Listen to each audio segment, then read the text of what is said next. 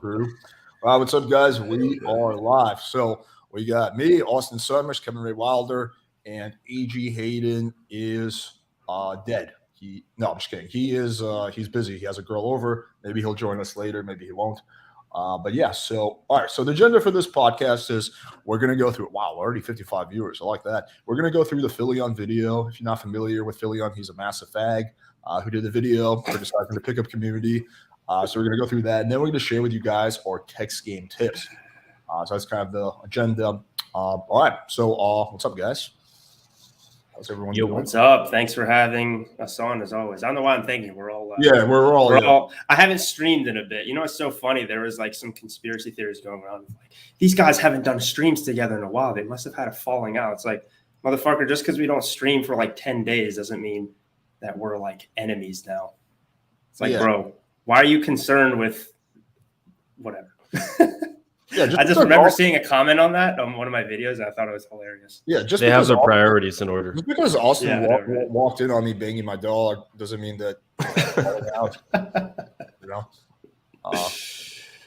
we had a little conversation about it, and that was cool. I was there. This was being asked a lot. Like, actually, people were also in my chat speculating, like, "Oh, what's going on? Why did you guys not stream? Like, did something happen?" Yeah, because I think there's so much drama in the pickup community. People always just assume that that's part of the thing. Yeah, fair enough, man. I don't know, but the drama stuff, I know it's fun and entertaining, and I'm still just I'll dip my toes in it every once in a while, but it's getting to be too much, especially the whole Coach White Pill shit. I'd rather just like talk about, the stuff that actually matters. Well, what I respect, but it is YouTube, man. People want entertainment, So people want entertainment. Well, what I like about you, okay, so let me give a little 2 cents on that. When you guys had your Coach White Pill separation, like, I'll admit, like, I'm closer with you, but I would say I was pretty neutral overall. But what I liked is that you weren't like afraid of talking about it. Like, when I would ask you questions about it, you wouldn't like, bruh. Like, you were cool talking about it, versus he kind of like handled it, in my opinion, in like a really odd manner, which kind of made me lose respect. But anyway, exactly. And I think that just goes to show you all you need to know about it, man. It's like, if you have nothing to hide, then you're willing to talk about anything. If you have something to hide, you're going to suppress free speech. Funny enough, he compared me to Rolo when he's the one dodging debates. So he's more like Rolo, me or him. Anyway, that's the last I'm talking about that loser. So let's focus on another loser. Well, actually, you know what? When it comes to Phillion, I actually used to like him a lot because he – Really? Well, okay, so he started off doing like natty or nots, and he was calling out a lot of the fake natties, which I think is very important to do. But yeah, I think I have a pretty nuanced take on his pickup video. I disagree with most of it, but there's some parts I might actually have some disagreements with you guys on. We'll have to see. No, there's elements of truth to his video. I do think, I always said this, the pickup community doesn't do itself any favors with some of the things they do and say. Like a lot of the guys in the pickup community definitely set themselves up for ridicule, and he was able to capitalize on that. But then I think a lot of his arguments were disgenuine. But it'll make more sense as we go into it. The Julian thing, he purposefully created stuff to get that response. Yeah. Mm-hmm. Well, all right, let's jump into this, and just let me know if you guys want me to pause at any point. Also, in the chat, let me know how the audio quality is. I'm wearing an external microphone, so it should come out okay. But if it doesn't sound good, I don't know if they set the context well. This is like a YouTuber who does like reaction videos, I guess, and maybe does other videos. And he made a video on the predators of pickup, so about like the worst of the pickup community, I guess. Yeah, he's pretty popular. He has like close to 1 million subs, so it's not just like some random nobody. This video already got something like, let me see how many views. It got 143,000 views. It's only been out for a few days. Damn. Yeah, so this guy, it's not some nobody, basically. That's the point. Yeah. All right, cool. So let's jump into it. Yeah. Cosmo, who is the winner of this year's The Pickup Artist on VH1. Wait, can you guys hear this? Yeah. I can't hear anything. I can't hear anything on my end. Let me see if I can fix that. I can hear it. Yeah, we can hear it. Yeah, there's something going on. Yeah, this is a great editing tool. It's like with like right here, there's like some kind of HS grain or something on it. It's like we caught him. It's like shot like some Pablo Escobar style like sting operation footage. You know what's weird though? Found footage.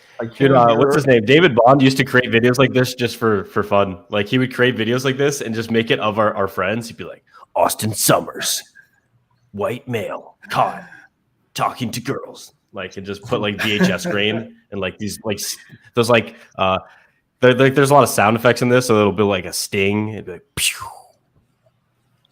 I wouldn't be surprised if he made a video about himself with this, like trying to expose himself. Can one of you guys pull this up on your end? Because if I take out my external microphone, I'll be able to hear it, but then the audio won't be good for the audience. Will one of you guys mind playing it? Sure. Yeah. Because my other option is I need to get a headphones, which I'd have to go and find. Dude, yeah. Okay, my internet's Robbie Kramer's really done some crazy slow. shit. I mean, if it's like, Let me try it. I could probably find headphones. I just need to like really go look. Dude, I'm throwing a party soon. I stole your Indian, by the way, Alex. Yeah, that's He's not coming. cool. Yeah, I was like really messed up. That's actually why me and Austin didn't talk for a while, is because he stole my Indian. I paid him 3 goats. I traded him for 3 goats. I'm just like, you do, like, you know, like you're this like big baller, shot caller, pickup coach. It's like, you know, abundance, man. Like there's other Indian men out there. Why do you have to, like, purposely poach mine? You know, it's just There's like other Indian men with God level text game and business like, knowledge and several years of experience working with me. well, yeah, I mean, like, you know, you just gotta go to like fucking Bangalore or, you know, Mumbai and just kind of go fishing a little bit. All right, I think I'll try to share this here. Okay, if it doesn't work, then I'll find my headphones. But Yeah. Yeah, this is very similar. You know, another thing too is what's the motivation behind? I think a lot of the motivation behind it, someone making this video or this type of content, is they like to put other people down. That's probably one of it. But also they like to be held in high regard by their audience. Like, oh, he's virtue like signaling, fighting bro. for something. Yeah, it is virtue signaling, but it's like they want the approval of other people telling them like, you did it, bro. But also keep in mind, like during this video, he'll never like give a suggestion because there's an epidemic of lonely guys. And like he'll keep saying, it'd be like the pickup community preys on lonely guys. It's like, well, the pickup community also offers a solution for lonely guys, which is go talk to girls, meet them, work on your skill set, work on cultivating good qualities as a man, and then women will want to have sex with you more and date you. They don't believe in helping the lonely guys. They think those lonely guys are losers and they deserve to be single. They don't believe in that's like a large portion of men that don't get dates. Yeah, well, they don't believe it. They think that those guys are weird or losers or creepy. If you look at the statistics for like men that haven't had sex in the past year, men that have never had a girlfriend, stuff like this, it's all going up. So what do they suggest in light of that? They don't. It's not logical. Like if you look at the RSD Julian CNN video, there was a really crucial part of it where Chris Cuomo is like, funny enough, he got what he deserved. But where Chris Cuomo is like, well, I would argue that those guys, maybe they shouldn't even try to meet girls.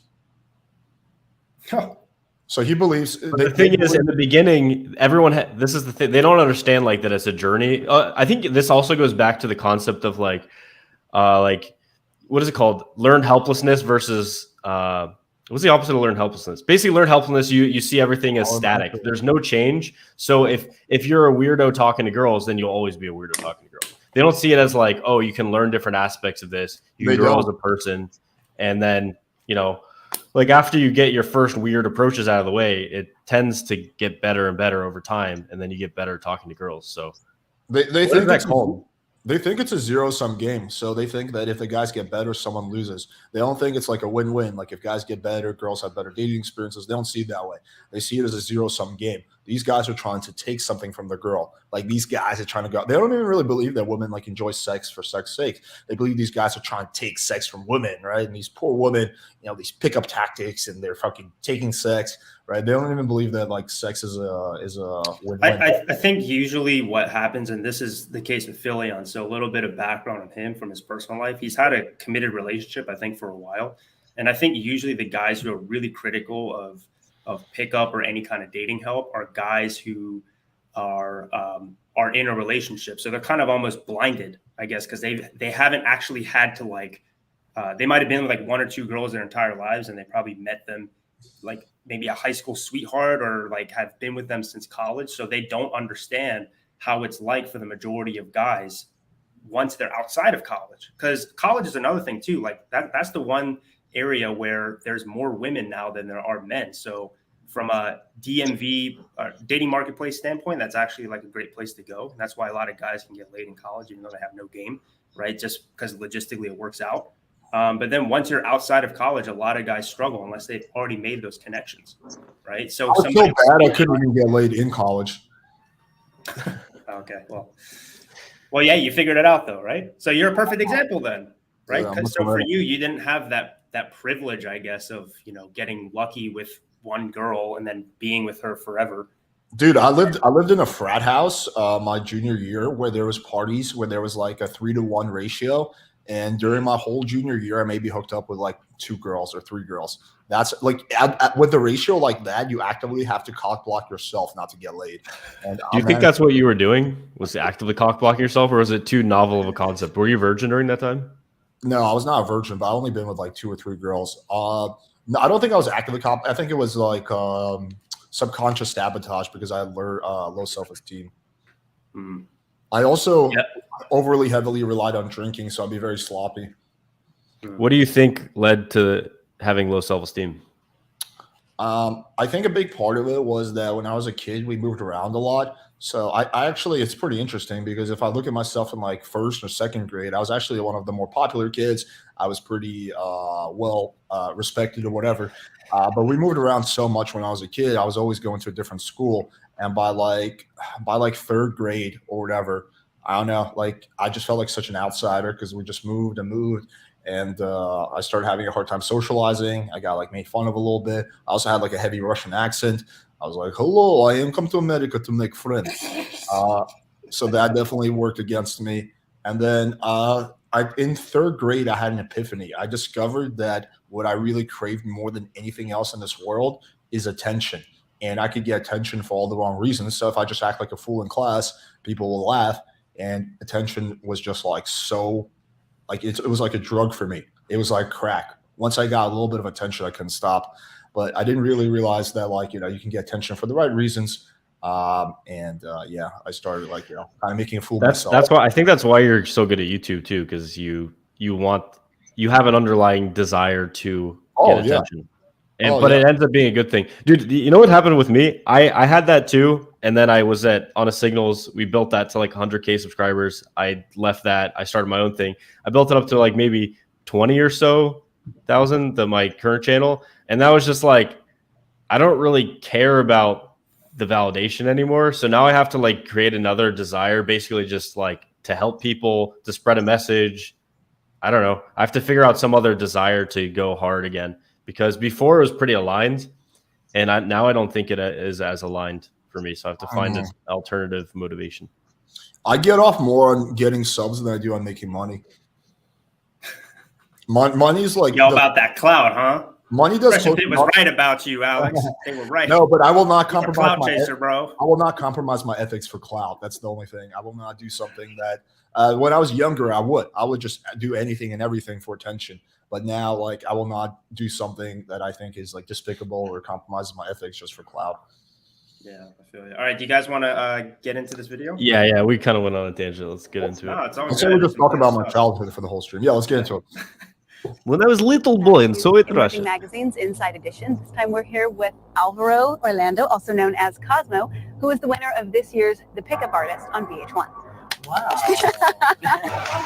I'm very persistent, aren't I? Invert the colors.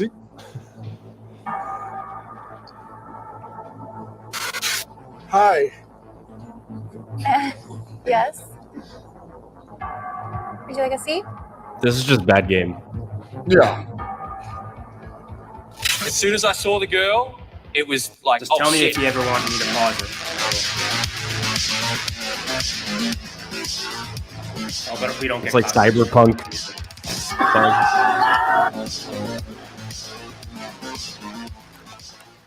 1970, a man by the name of Eric Weber released a book titled How to Pick Up Girls, which would go on to sell over 3 million copies. One might think that this was a brilliant piece of literature that took the Western world by storm, when in reality, it highlighted a disgusting underground subculture of sad, pathetic, entitled men that was a ticking time bomb. Okay, let's pause Really it for a quickly, second. he could at the very least try to feign objectivity, right? Like it's very obvious he's biased from the get-go. It's a humongous bias. I hate, this is one of my pet peeves, is when people try to shame men who are trying to improve their success with women. Now imagine you take this, like, let's try to apply this logic with any other community. Let's take the fitness community, and then we discover this sub-community of these fat, lazy, skinny ass, weak motherfuckers who can't even bench 200. These guys are pathetic, right? Guys who are trying to get into better shape, like the fitness community. Okay, that makes no sense. Let's take finances, right? We discovered this sub community of these broke ass motherfuckers who don't even have a house, who are trying to improve their credit. Fucking losers. Like, that makes no sense either, right? But for some reason, there's this double standard when it comes to proving your success with women. For some reason, it's like socially acceptable to make fun of guys who are trying to improve their success with women, but with any other type of self-improvement, it's not acceptable. So it's like this double standard never made any sense to me. And it's like really fucked up. Not fucked up, but like it's really like, I don't know, like just like bullshit, or I don't know, you call it biased, whatever you want to call it. And I think another thing too, it's like it doesn't make any sense. On one hand, they're just like, it's wrong for you to try to get better, like pick up and all that's so cringe. But then also they make fun of you for being an incel at the same time, right? So it's like, which do you want? Like these supposed incels are damned like if you do, damned if you don't. Yeah, exactly. So either way, you lose. Either you're just naturally good with women, and then you don't have to worry about it, or you suck with women, and then if you try to get better with them, then that makes you a terrible person, right? So either way, basically, if you just aren't if you're just not a natural, or you didn't get lucky like Philion did with his girlfriend, then immediately, like you said, Austen, damned if you do, damned if you don't, you know? So it sounds very almost like kind of deterministic, almost like the black pillars a little bit, you know? Yeah, it's basically what the implication is. You're less of a man if you're not naturally good with women. You're less valuable of a human, and you shouldn't try to improve yourself because there's something wrong or manipulative about it. This idea that anyone who's not like a natural is like manipulative because they're trying to improve their overall outcome. But I would love to debate one of these motherfuckers, and my question would be, okay, how do you feel about massive amounts of men committing suicide and record rates? Oh, well, that's not a good thing. Okay, so then what's your problem with guys improving their sex with women? Because that's a humongous part of it. A humongous reason why men commit suicide, especially younger men, is because they have no results with women. They are socially. Dude, and when you ask them any like, okay, so what's the alternative? They always just say, just like quality. Yeah, just be like yourself. Genuine interactions. Okay, so where are they meeting the girls? It's like anytime you get down to like anything that would be like told to a guy to do, they just can't wrap their heads around something like that. Yeah, no, I'm cool with yourself, bro. We can keep going, and you'll attract the right woman. I promise you. Except unless yourself is someone who's awkward. In which How to Pick Up Girls was. I am a business hotel. All right. Oh my God, Kevin, you don't have YouTube Premium?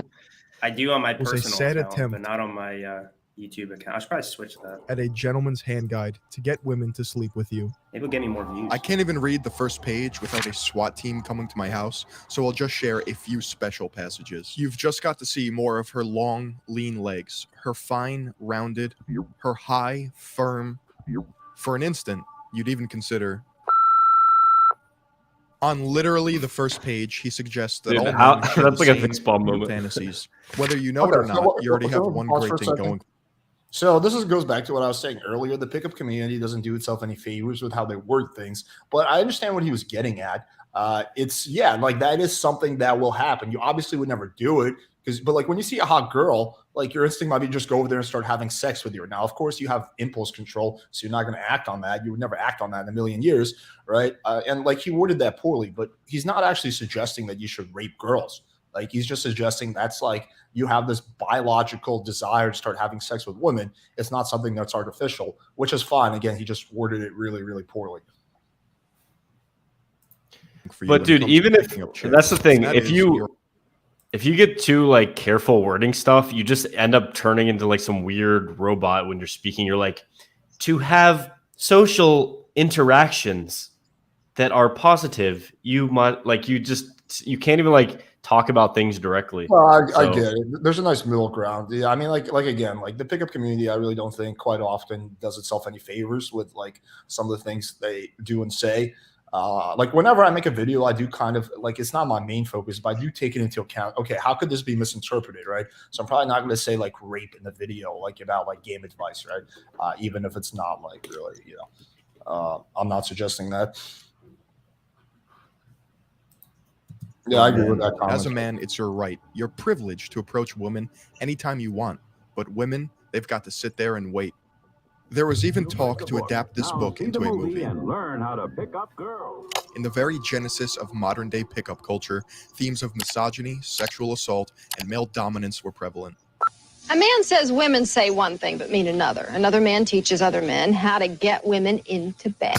Meet Ross Jeffries. He says he got tired of being Mr. Nice Guy and being dumped by women. So he changed his ways and he wrote a book for other men who feel the same way. It is called How to Get the Women You Desire into Bed. Which is totally not predatory. He went on talk shows, media campaigns, and now relives his glory days, ranting to the newer generation of pitiful men. Wait, can we pause for a second? Jeffries can be linked. Who here there's a lot to touch on there. First of all, he said like dominance in men, like that's a bad thing. Every fucking, not everyone, but the majority of women, 95%, they like to be submissive. They like when a guy is dominant. Why is that a bad thing? That's like the natural order of how men and women communicate and like interact with each other. And then also it's like what he said, that he's like, how to get the women you want into bed. That's not predatory at all. Why would it be predatory if it's a win-win? If you're going out and like the way to get women into bed through this method is seduction. That's one of 4 ways to have sex in the animal kingdom. It goes back to the underlying assumption that they have, which is that sex is not a win-win. It's a zero-sum game. That's what they truly believe about sex. Or that somehow they're getting manipulated. Game is manipulation, bro. Because they don't believe women will want to have sex with a cool guy just by herself, right? There needs to be some manipulation. Because again, they don't believe women like sex. It's a very blue-pilled view of female sexuality, basically. But is it though? Because I feel like a lot of common, even blue pill. I don't even know what the pills are anymore with you guys. But like a common idea is that you should be pro-sex, right? Or what is it called? Sex positivity, right? That's like a feminist idea. So how do you reconcile being? How do you reconcile being sex positive, but then thinking that sex is bad and that women don't want sex? In the age of feminism, is more so from like a female lens, right? So a female lens in the sense of sex positive as long as the woman's the one in control. Yes. Right? There's no toxic masculinity involved. Yes. So okay. That's why they like the apps, right? They basically want guys to just line up on a wall and then like the girls just pick like based on the guy's looks or something. Men should have zero assertiveness. In fact, men shouldn't even have standards. But then, girls hate that too, because then they have to be the ones that are taking the first step and moving it forward and stuff, which they fucking hate. Yeah. Well, it's such a weird. That is such a weird lens to view things through. Men can't approach women, even though that's like their role in like society and their role in an evolutionary sense. But women have to pick and choose, and they hate that. But they say that women should be doing that. I think it's more so, it's not necessarily that they're against pickup. They're against people teaching it. It's almost like we talked about earlier. It's like, you should just have it innately within you. And it's creepy to have to learn it, right? As if it's like, unless you already have this skill, this understanding of how to approach women and knowing what to say, if you don't have that, then you're like unworthy. I actually did some street interviews in Vegas asking about what people's thoughts are on pickup artists, and I'll probably release that soon. But one of the girls was just like, "Oh, you should just like know how to do it. You should just go pick them up. You don't have to learn it." It's like, like I think girls in general, they just don't. Girls especially, they don't understand, which is almost why like I don't blame them. You know, it's kind of like how a lot of girls' issues, like women's issues, a lot of us, we just can't, we can kind of logically try to understand it, but we can't because we haven't lived it. The thing that pisses me off is when guys who deep down understand how tough it is to go approach a girl, like, and you know, like how much balls it takes to like be assertive like that, instead, because they're reminded of their own weakness when they see guys being courageous and going for what they want, then instead they end up attacking those guys, right? And so I think that's the issue. That's why I can't blame too many women for doing that, because again, they just can't understand it the same way men can. But when men do this shit, it fucking pisses me off, because we all know that they know deep down inside that they're, you know, they're just coping, or they're just being assholes about it. It's Vichy males. It's like the Vichy French, right? Like they thought it was easier to just side with the Germans than to like fight for their country. It's the same thing here. These guys are like, I think it's all subconscious. They're like, oh, we'll have better results for women if we just side and go along with this than if we like stand up for what's right and like speak their mind. But the thing is, he has 700,000, 800,000 subscribers. So even if his strategy is super ineffective, but it's broadcasting, right? It's broadcasting to 800,000 people, probably a lot of which, or some of which are female. There, even if it's a low percentage of that, he will still get girls from this, basically. So even if he breaks up with his girlfriend, he'll basically have other girls that would be willing to date him. He also has the social clout and stuff. Yeah. But the guys that are watching his videos being misled, they don't have the ability to do that same thing because they don't have top YouTube channels. You know what I've argued for, and I will stand by this. I think on average for women, it's more dangerous from like a physical like safety standpoint to actually the blue pill beta guys or whatever, like Philion. I think they're actually more dangerous in terms of averages than a guy who's just like straight up like us, because pretty much every, like, I don't want to take this into like a sinister direction, but pretty much most accounts I've heard from like chicks I know I've hooked up with of like date rape didn't involve like a confident pickup guy. It involved some guy they thought was their friend who was very like blue pilled and soft, and then he flipped out when he didn't get what he wanted. And then he like fucking lost his shit. Like pretty much 90% of stories are like that. And so, yeah, that's kind of like, if I had a daughter, I would probably want her to be more careful with guys like Philion than guys like us, in my opinion. Mm-hmm. Absolutely. All right, let's continue this. To numerous members that started the pseudoscience that fragile men cling onto ever so tightly. Oh, can I just say one thing? As mentor to Neil Strauss. Just really interesting observation. Fucking Ross Jeffries looks so much better as he got older than he did when he was younger. Like his I think he's the only person who looks better as an old person. But anyway, you keep going. And a man named Louis DePayne. He was also portrayed in the movie Magnolia by Tom Cruise. And as you can probably picture by now, this whole pickup thing is gaining some steam in the 90s. Louis DePayne would go on to create alt.seduction.fast in 1994, which was the beginning of the online pickup forums and message boards. It was here where these freaks would don their screen names such as Juggler, Style, and God, this guy is nightmare fuel, Mystery. Other pickup artists and self-proclaimed gurus would definitely pop up around this time, but unfortunately for us, they probably just terrorized women on the sidelines. You see, all of this stayed on the fringes of public discourse and remained underground. That is, of course, until Neil Strauss, student of Ross Jeffries, published The Game in 2005. It reached New York Times bestseller list, and for the first time, pickup culture went mainstream. Public perception was definitely still mixed, as new media would eat the stuff up just to get eyeballs on their content. Younger men with an identity crisis fell victim to pickup artist culture, and people with functioning brains laughed at how cringy this Wait, hang on. Let's pause for a second. I mean, it was this is so fundamentally incorrect that what's it called? Young, whatever, gullible men fell victim to this pickup artist culture. No, a lot of young men mostly were saved by this stuff. I can say, me personally, the book The Game changed my life.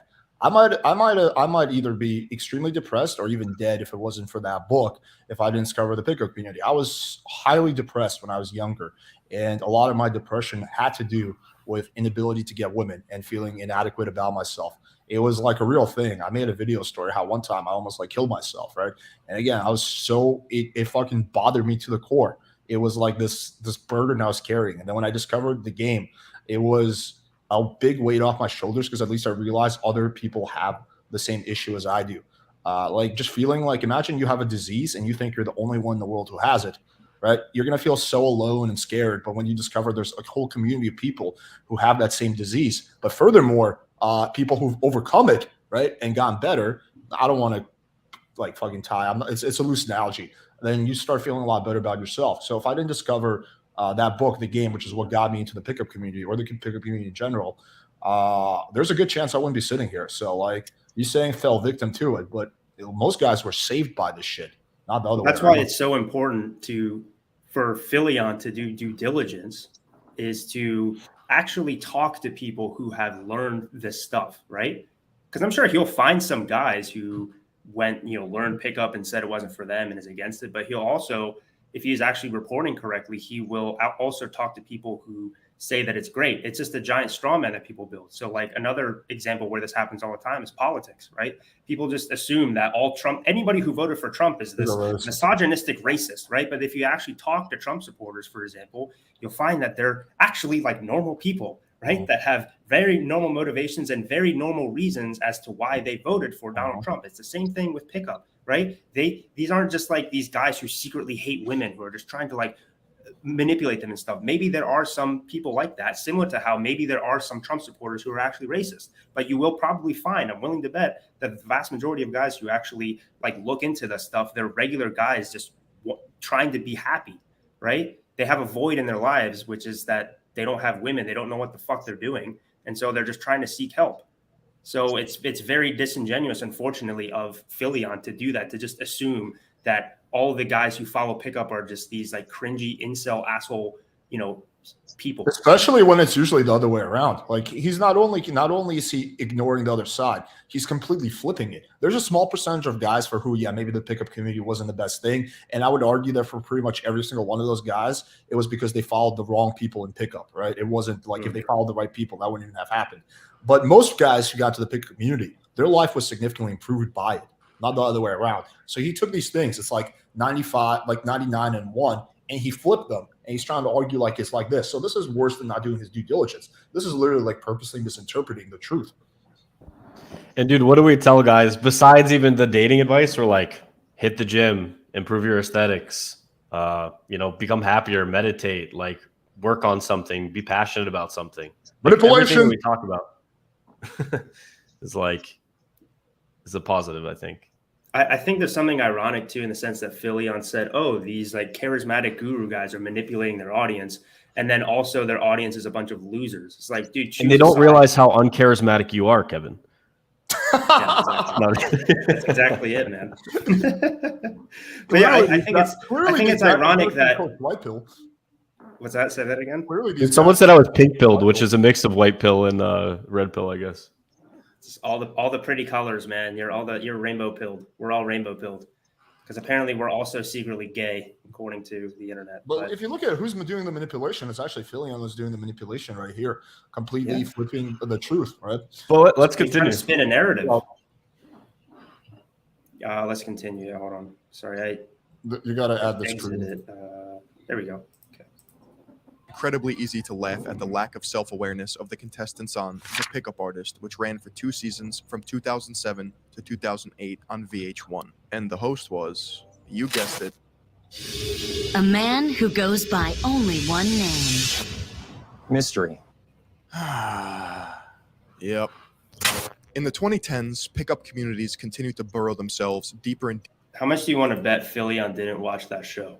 Because that show, they didn't do anything weird at all. If anything, it was like a great story of these like schlubby looking guys who have like a backstory of like being a loser or whatever. And then they're finally like confident with girls. Like they don't do any weird manipulative stuff. I mean, it's pretty canned lines. Like I remember in the first season, there was this one fat guy that his opening line was, I was like, "Hey, did you guys see the fight outside?" But it's kind of corny. But if you actually watch the show, you won't come away with it thinking like, "Oh, these guys are learning to manipulate women." Dude, we should do some show like that. That would be fun. That'd be lit. Or like Keys to the VIP, that show. See who's the greatest. Maybe I should like let someone live with me for like 6 months or something, and I just go out with them once a week and just give them instructions and stuff, and then I just film them along the journey, and then I put out a documentary on it. That could be interesting. That's a good idea, man. That's what Coach Whitepill and I tried to do, but unfortunately, it Dude, failed. the fact that there's a lot of guys on that show though is good because there's competition. So you actually are more motivated. You're like, fuck, I don't want to get like lose out on some kind of prize or something. What if you made like 10K and you got free rent and free coaching all the time, and all you have to do is beat out like 2 other guys? That's what they did on the show, right? Wasn't there like a prize at the end, like whoever won? No, whoever won became like Mystery's like assistant coach or something. Whoever won got to bang Mystery. Lucky guys. All right, let's continue. Deeper on 4chan, Reddit, and YouTube, but would eventually be met with bans and a serious crackdown. However, some communities still exist, and you can definitely fall down some dark rabbit holes if you go looking. Well, hang on one second. Yeah. Let's really quickly talk about these dark rabbit holes, and this is something that Austen mentioned. They include things like working out, meditation, reading books. These are some really dark rabbit holes that you guys need to watch out for. Because God forbid you go balls deep into the pickup stuff and you start improving your life overall. That's a dark rabbit hole that you guys need to watch out for.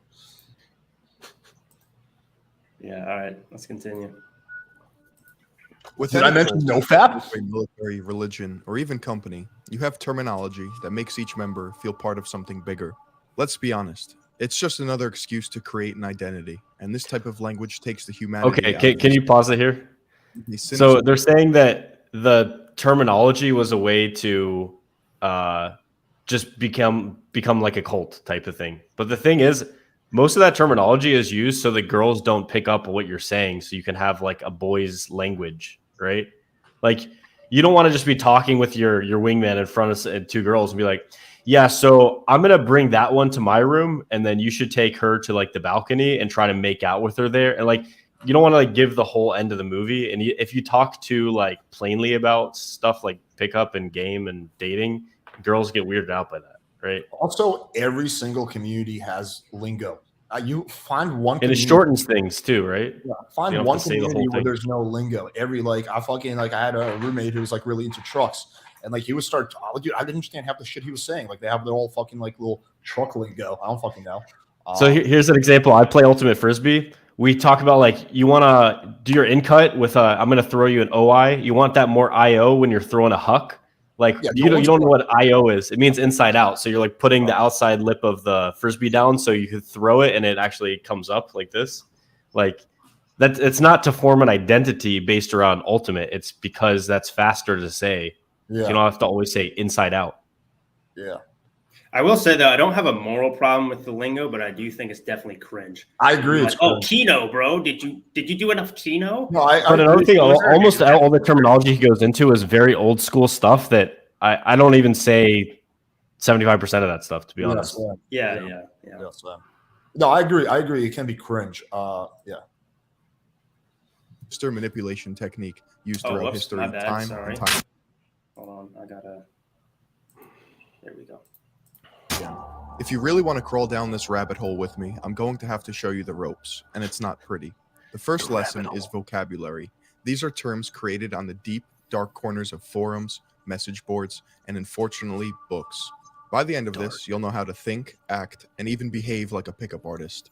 Remember, these are not my words, and I apologize in advance for putting you through this. Which brings us to our first word, P. The amount of like negative language he uses pretty throughout this. Self-explanatory. Game. Your ability to seduce women, which leads to getting laid. This is your swag. Infield. Practicing your pickup artist skills by being a cringe lord in public. Routine. Method of principles applied to seduce women. Are you funny, cocky, mysterious? Set. Pause. Your routine that you do in a certain environment. I don't know anyone that does routines anymore. What the fuck?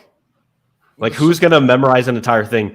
At least Alex and I, we teach. I think this is the best balance. Is 80% of what you do should just be based on principles, connecting with the girl, having a good time, etc. 20% can be scripted or just stories you've told before, or funny one-liners or things you know that work because it just saves you time. And everyone talks like that anyway. Like people have stories they tell over and over again. They have, anecdotes. They have funny one-liners. They have things they say to connect to people from different cultures or languages. But yeah, 80% of the time you're just connecting with the person in front of you. Yeah, the pickup community overall has evolved a lot in the last 20 years. That's again, any community. that's recent and like started recently. Yeah, of course it's going to evolve. Yo, Why by do the you way, think after we're done with this video, I have a video that David Bond made of me that's like basically created exactly like this. And we'd create it for the lulz because they're all the fucking same. They're like, oh my God, he just said hi to a woman. We'll take a look for sure. Yeah, definitely. David Bond's the man. Environment to seduce women. Some men literally treat this like a performance, such as stand-up comedy or a Broadway musical. Opener. Your first words or actions to start an interaction. There's a bunch of these. I'm sorry. That was actually really good by Philion to like make it like an Oblivion NPC. I don't know. Most of them make you look like an NPC trying to interact with real humans. AFC. Average frustrated cat. I did not know. All right. Well, hey, this is one part. This is one part of the video. Philion. I didn't. When I first watched it, I didn't realize he did that. That's funny. Yes. If you guys want to know what an AFC is, it's you can thank Jeffries right there. That's actually that one. It describes a guy who is completely clueless with Dude, women. I actually like Myron's Women rants. I think he has a lot of good rants. They're entertaining sometimes. Yeah, I think he makes some good points sometimes. Yeah, dude. Dude, the podcast where he has who's that fighter that has like crazy opinions on everything and he's just like super confident about them. Connor Yeah, dude. When he has Andrew Tate on, dude, they get in some really good rants. Yeah. Yeah, I mean, there's things I agree with Myron on, things I disagree with him on. I mean, like, yeah, like some of his mindsets are terrible though. Like he thinks that eating pussy is beta, and just even in general, a woman having a good experience sexually, that's beta, or that's like you shouldn't even focus on that, which is just like such a dumb mindset. So, but yeah, some things he's right about. It really depends. I think it's like really funny enough. Ironically, some of the things that he's talking about here, Philion, because he's conflating all these different communities together. But a lot of the things that he's describing actually does describe Fresh and Fit, and unfortunately, a lot of the red pill community quite well. Where for them, a lot of it really is sort of this revenge fantasy against women, right? As opposed to the PUAs. Again, I don't identify myself as a PUAs, but at least the PUAs I'm familiar with, and the Facebook groups and whatnot, I don't get a feeling of they're just like, oh well, these girls like fucked me over, and now I'm gonna get back at them. I don't get that feeling from them at all, but I do get it from like people like Fresh and Fit, for example, who I haven't heard one person use the term target for like, I don't even know, 7 years or something. It's really outdated. That's like something that was like said in the community like 15 years ago. Yeah. It's an outdated term. Yeah. That is creepy. Remember, this is not predatory at all. AMOG, alpha male of the group, HB, hot babe, sarging. Yo, Alex, you use that term all the time. Let's go sarge some HBs. I like how you called it sarging. Are you Yo, Alex, swing by my seduction lair. It's in my mom's basement, and then we'll go sarge some HBs. Maybe an HB10. You mean sarg? Just don't AMOG me, please. I use the word AMOG all the time, but I don't right? use HB or sarge. Yeah, I found those. Crazy. Yeah. Look how he says sarging. Ready? I like how for hot babe he uses himself too. Right. Hot babe, sarging. Slang sarging for picking up women. Dude, I remember one time, this was online like study groups. No, maybe like 5 years ago. One of the guys I was going out with, he's like, "Hey man, so you want to go sarge?" I remember I looked at him like, "Dude, never say that again, please. That just was too cringe for me to handle." Yeah. Anyway, keep going. For men, the best depiction of this is John Hamm's character in the Black Mirror special White Christmas. If you're a woman and watching this, yes, groups of men actually exist like this. Value. Arbitrary characteristics agreed upon as good or bad by men in Okay, pause. When he's saying like, oh yes, groups of men actually exist like this. Does he actually ask the question like why? Right? No, he's positioning it to women, and the reason why that appeals to women and makes sense to them is because women they're never like, oh, I don't have guys that want to talk. I don't have guys that want to talk to me.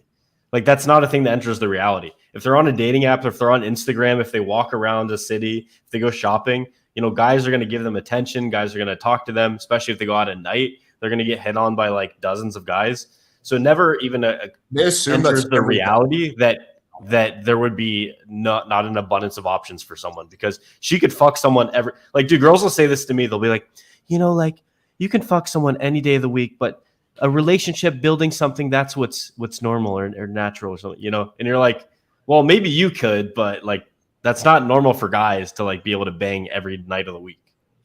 Yeah. And also too, what is it, like a selection bias or whatever? Because most girls you talk to, they'll be like, oh, why are guys all dogs? Like they're always like dating multiple girls and shit. It's like, no, those are the only guys that you're interested in, right? So you don't know about the vast majority of guys that like literally get fucking nothing. You know, it's crazy. A lot of these girls like actually. Not all guys are confident. I get approached all the time. Yeah, but it's like, dude, just do simple math. Like if every guy you know or every guy you're interested in is dating multiple girls, then that means like, and there's like an equal amount of men and women on the planet. That doesn't mean that every single guy is seeing multiple girls, right? Just do simple math. That means that there's going to be a lot of guys who aren't seeing any. Most chicks who don't either have a boyfriend or really close male friend who's in the pickup community or are not doing pickup themselves, which is extremely rare, have close to no idea of the struggle that exists for most men to meet chicks. It's not on purpose. It's just they have no idea. They have never been exposed to it. So they're under the impression that, well, because they get approached a lot, that every guy's capable of approaching, right? That's not a massive struggle for the majority of men. Because they can get laid easily. They assume, for other guys, it's also probably pretty easy, right? Because sex is easy for them. So they just assume it's like that for the opposite gender, and they don't realize, even like flaking, right? They're like, well, how bad could it be? Maybe guy flakes on me here and there, right? So it's probably like that for dudes. No, like most chicks use set up dates with a little flake. So there's just like barrier. And then I've exposed multiple chicks to the pickup community, and dude, there's like a lot of them say it's like, wow, holy shit, like this blew my mind. I never knew this. Now I can relate, but I had no idea. I had no fucking clue. Mm-hmm.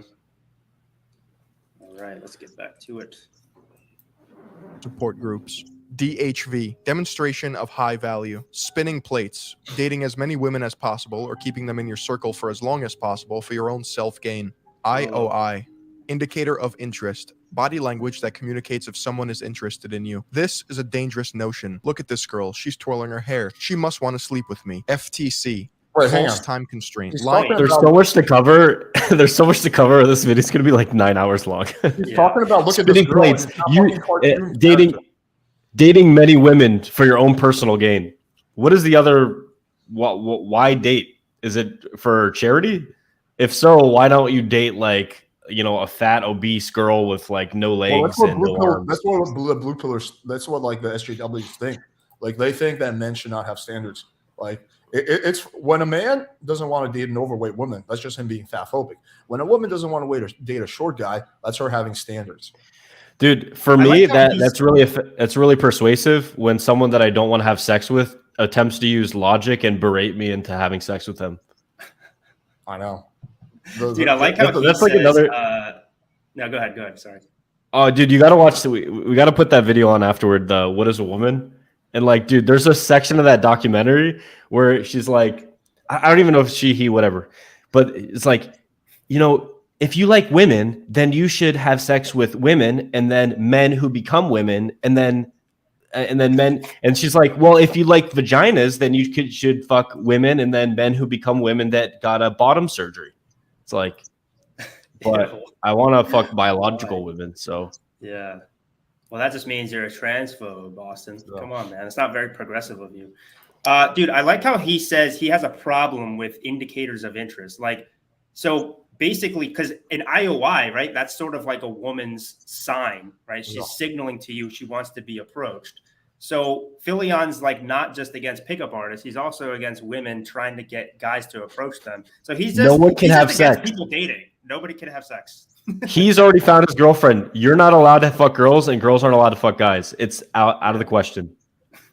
If anything, you should argue, like if you're really blue pill, that guys should pay more attention to indicators of interest. So, like I understand why the argument is flipped. There should be like, guys, you need to really focus on indicators of interest and don't approach girls who are not giving you indicators of interest. I don't agree with that, but like, okay, I understand the logic there, but like indicators of interest are creepy. So then how do you know if a girl's attracted? You can't approach her. She can't give you indicators of interest. Like what the fuck? Like, what's the solution there? Yeah. Become a YouTuber and make videos criticizing everything. Only then. Just gain 600,000 subscribers, bro, and then the girls will come flocking. Come on, it blows my mind that there's people who watch this shit, like aside from trolling purposes. Well, people who are in a more negative communicates- headspace, they really relate to negativity, right? People Yeah. like if you look, dude, some of the most my old assistant, I've had like 3 assistants become like Buddhist monks at this point, or just like spirituality guru type things. And whatever, my last assistant, I don't think he's gonna do that, but some of the people who are best at teaching you how to reach enlightenment and teaching you like how to process trauma that's occurred in your life and stuff like this, they have like 500 subs. And then like a channel that's just like, here's the next bullshit to get mad at and like fucking piss you off. It's like 3 million. You remember like Leafy is here? I don't know if that guy has a channel anymore, but it's like millions and millions of subs. It's like, yeah. Well, naturally, human beings are way more driven by negative emotion than positive emotion. Makes sense from a biological standpoint. If you're not driven by negative emotion, then if something bad happens around you and you're kind of nonchalant about it, you're probably going to die, right? So everybody who had that predilection ended up probably getting naturally selected out. Right? Did you read that in The Happiness Hypothesis by Jonathan Haidt? Or Haidt? No, but I'm aware. That was a good book. I've read Switch by Chip and Dan Heath, which is heavily inspired by The Happiness Hypothesis, but I haven't actually read The Happiness Hypothesis itself. What switch? How you switch your gender? Yes. That's the secret to my success. I'm secretly a woman. A 6'2", 200-pound woman. I learned it from Chip and Dan Heath through Switch. Dude, that documentary, really What is a Woman, is so good, and it's like so powerful, and it's like the guy doesn't even really have to do any talking himself. He just has to like ask a question, and people like the truth like reveals itself. Yeah. Like, dude, the happiest he goes to the Maasai, which is like this herding people in Africa, and they like just drink blood and they eat raw organs and they cook meat and they like drink milk and stuff. And they're all super happy, laughing, joking around. And he's like, what's a man? What's a woman? And like they have like it's just like men, you have a dick, women, you have a pussy, and you give birth. And yeah, we have separate roles, and there's no such thing as trans or whatever the fuck. And he asked them, he's like, so based on what I've told you about America, or like the questions I'm asking, do you want to come to America? And they're like, never. Oh man. And then like the most fucking weird looking people who are like bitter and resentful and fucking weird and crazy, they're like, they have these like crazy ideas about gender, and like it's all this weird mystical thing, and they can't define a woman without talking about a woman. We gotta play that afterward, dude. Yeah, we will. I think a good question also is like if you're taking advice from someone, I don't care if it's in the pickup community, anything, like look at that person and be like, would I actually want to trade shoes with this person? Would I want to be like them? And like the answer with like all these like fucking weirdos is no. Like they all look fucking miserable, unhappy, overweight. Like they're gonna die from a heart attack in 5 years. But anyway, we can keep going. All right, let's do it. Someone is interested in you. This is a dangerous notion. Look at this girl. She's twirling her hair. 6 minutes into the video, 52 minutes into the live stream. I know. Lying about somewhere to be to appear more important than you actually are, such as, my boys are leaving, but before I go, can I get your number? Negging. He doesn't understand. He completely misinterprets. A false time constraint isn't to make it seem like you're more important. It's to take the girl's anxiety away from that this conversation is going to drag out forever. Like a girl might, be worried that she doesn't know you, that it's going to be awkward. So you give her a false time constraint, and that puts her at ease. The goal of a false time constraint is to put the girl at ease. It's not to seem important. So he completely misinterprets that. Yo, Alex, you want to come over to Tampa for 7 months? For 7 months? Or if I said, yo, Alex, come to my party. Yeah. Okay, I see your point. I mean, it would be a no. It would be a no on both accounts. But yeah, I see your point. Fuck, dude, I'll recreate your entire medical machinery lab here to keep you out of keep me the Lyme disease way. Let's keep going, Kevin. D. False time constraint. Lying about somewhere to be to appear more important than you actually are, such as, my boys are leaving, but before I go, can I get your number? Negging. Saying negative comments to a girl to put her down in hopes that she'll like you. It's faking interest by verbally communicating you're not afraid to insult her. Qualification. Making the target think you're interested in her, such as, I like your eyes. That's good because I only date girls with blue eyes. Disqualification. Making the target think you're not interested in her. Often used in the opener, such as, I don't date blondes. Push, pull. The balance of qualifying and disqualifying a target to keep interest. Definitely not manipulative. Buying temperature. A spike in attraction because of your DHVs. You told her you just live in a Hollywood mansion. Peacocking is one of the main tenets of this. Okay, can we address these? I'll be quick. Yeah, there's so many of them. I don't. It's like, Can you just hit the back keys so we can see? 99% of the people in the pickup community don't believe in peacocking. Like that's something that's super outdated, not commonly practiced at all. Yeah. So qualification, disqualification, those are things that you do naturally anyway. If you're just in a point where you have choice. The thing is, you kind of put the cart before the horse sometimes with this, because most guys are so desperate to just get any shred of pussy that they'll just say anything is fine. And the thing is, when you have that kind of desperation, you push away girls a lot. And by pushing them away, I mean like you just repel them. So one of the first things I have people do when they come on a program is write down what your ideal woman is, like who she is, her physical criteria, her personality, her traits, her activities that she could be into, etc. Kind of define what some of those girls would be like for you. And then use that to meet the girl. So like when a girl says that she's into something, you can say, "Oh my God, me too." Right. And you express yourself, and you want a girl that kind of is similar match to you. Yeah. So a person that has if you have a lot of girls that you have potential to see, you are going to be more qualifying in terms of you're screening for the qualities of the woman that you want. So it's like having standards. Yeah. Okay, what do you guys think about negging? Because this is always the big thing. It's not something that's commonly practiced. Okay, this definition isn't even right. The actual definition of it is basically like to take the girl off her pedestal so she feels like kind of more unstable and more insecure, and she kind of chases your validation. And that actually works, but it works for the shittiest type of girls, and they will chase your validation for it. And that I do agree that is manipulative, but the one thing is with teasing, even as a little kid, if you remember like playing on the playground, like teasing girls and this type of stuff, like you're saying positive and negative statements all the time.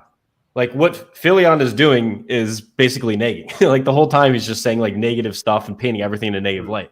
So you could do that, but you could also do it with a smirk. So it's like playful, right? If you're teasing a girl, it means that you're saying something that's kind of negative.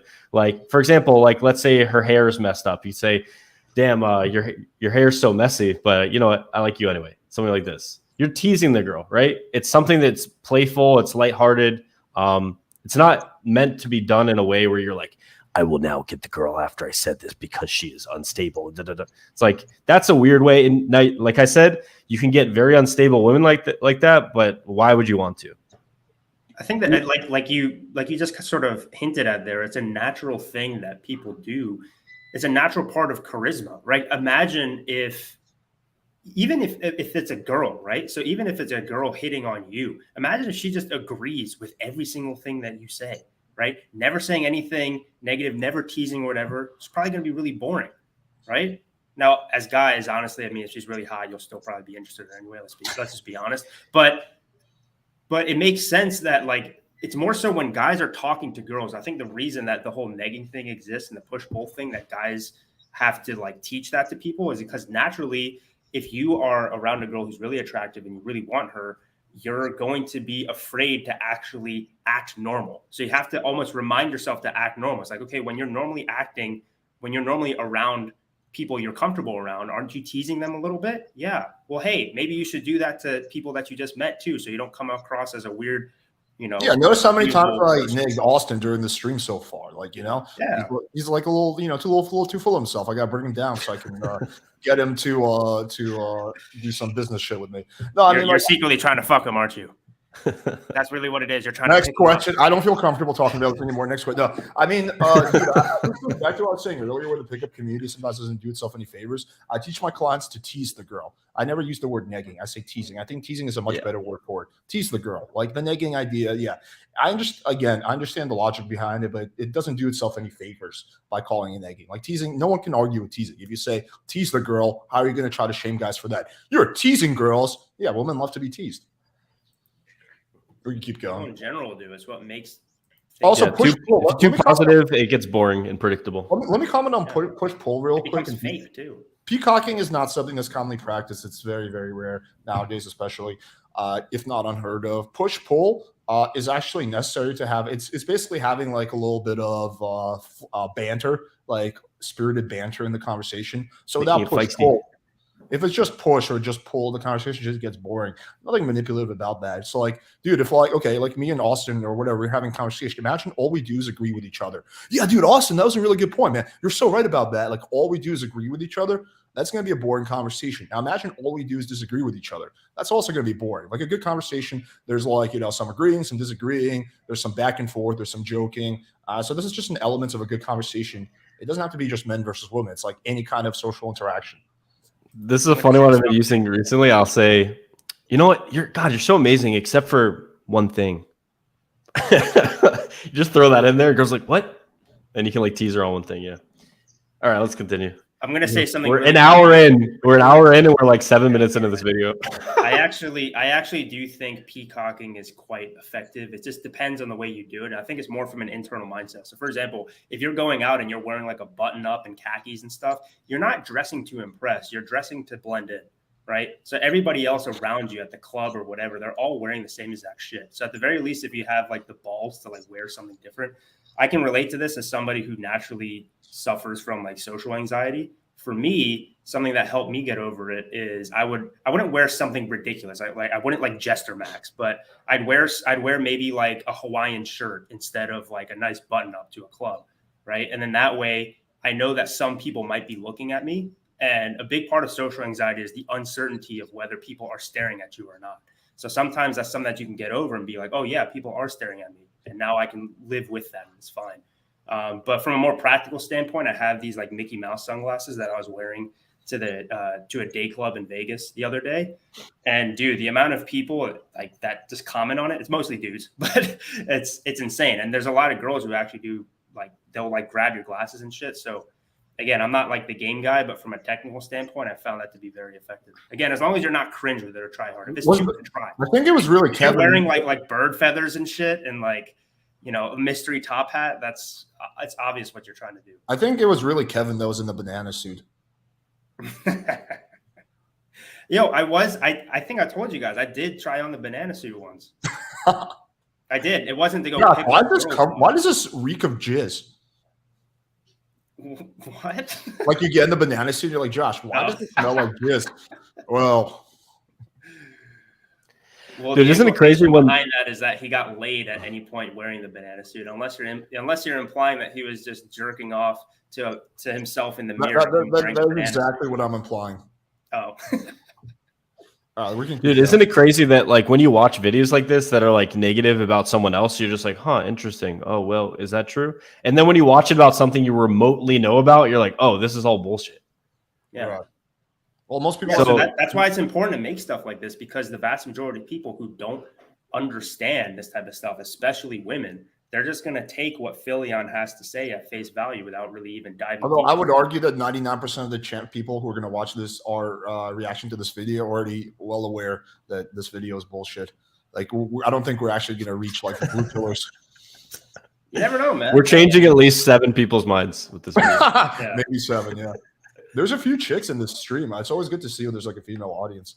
Well, at the very least, I think the benefit of this is because all these guys that are watching, in some way or another, they take dating advice or they implement PUA tactics or something, right? So at the very least, they can hear our rebuttals of this. And then maybe if people are critical of them, right, then they can kind of use our arguments for their own life, right? I love the Tyler quote. It's like, the only thing creepier than learning pickup is not learning pickup. Because then you're just going to stare and be awkward. And then I actually agree with that. That's a good point. Yeah. Yeah. Especially if you need it, we can just most guys. All right. So, let's do it. You can spot a pickup artist from outer space because of the amount of leather bracelets that they wear. Level 1 is wearing rings, necklaces, bracelets, or accessories because it is cool and interesting. Level 2, create an identity for yourself. Are you goth? Are you a surfer? How about the Wolf of Wall Street? Funny thing is that's married Julian. Anything. It doesn't matter. You just have to go all the way. The idea here is that you now look like you're part of a tribe. Level 3. Cringe. Do not do this. It will make people uncomfortable to be around you, and they will hate looking at you. Level 3 is this guy. Mystery. Become a character. Cosplay every day. Voice tonality. According to pickup forums, they want you to speak loud, slow, and direct. Avoid filler words like and because that's low value, and you're trying to be the AMOG, aren't you? Kino. No, touching. you're And this is not. where it You're gets not trying to creepy. be the AMOG. He likes to make it seem like he did a lot of research. He did zero research. You're not trying to be the AMOG. You're trying to avoid AMOGs. Like what? I think he's just taking it at, because it's alpha male of the group. I think he just assumed. Bro, that. he made this after skimming through Wikipedia for like 6 hours. Like, give him a break. He clearly has like no fucking idea. Not even 6 hours. I'm about to talk to you condescendingly about something that I learned about 6 hours ago. It's just I funny. love how why does he have a problem with voice tonality or vocal tonality? You think that would be the one thing that he maybe he doesn't learn how to communicate better. Like seriously, it's so fucking. It's so funny because he's using vocal tonality techniques within this video to make it like to emphasize his point, right? The irony in that. Okay, let's get be the AMOG, aren't you? Were you gonna say something? No, let's continue. Oh, okay. Kino, touching. And this is where it gets creepy. You can envision the nightmare of PUAs insisting on their students that they touch women to generate attraction. Dude, to them, I don't know if this video's essential. up anymore, but it's the funniest fucking video. It's like Jeffy talking about Kino. He's like, I can almost imagine the guy he's having sex and he's like, Kino, I'm having Kino. Sex is the ultimate form of Kino. Right. Ending the interaction between pickup artist and target. Escalation. Whoa. Going from the bottom of an Marshmallow. interaction, your opener, to your closing, the top of an interaction. According to these pickup goblins, the more you escalate, the better the set is. Day 2's seeing the target another day. I'm gonna be honest, this video took a toll on me, and the only thing keeping me going was quality sleep. I got to be honest with you. Reading a glossary from the mystery method really took a Sleep toll on me. makes premium mattresses and since I moved, I had this gives you a little, and you will get a full. I love how the days of going to. I love my the combination of virtue signaling with the shameless fucking self promotion. Like making this video took a toll on me, which is why I got a nice mattress that you guys can get too with my special discount code. Like what the actual fuck? Yeah. Oh, there's another ad coming. Man, he monetized the shit out Neil of this video. Strauss was a self-proclaimed romantically frustrated writer and.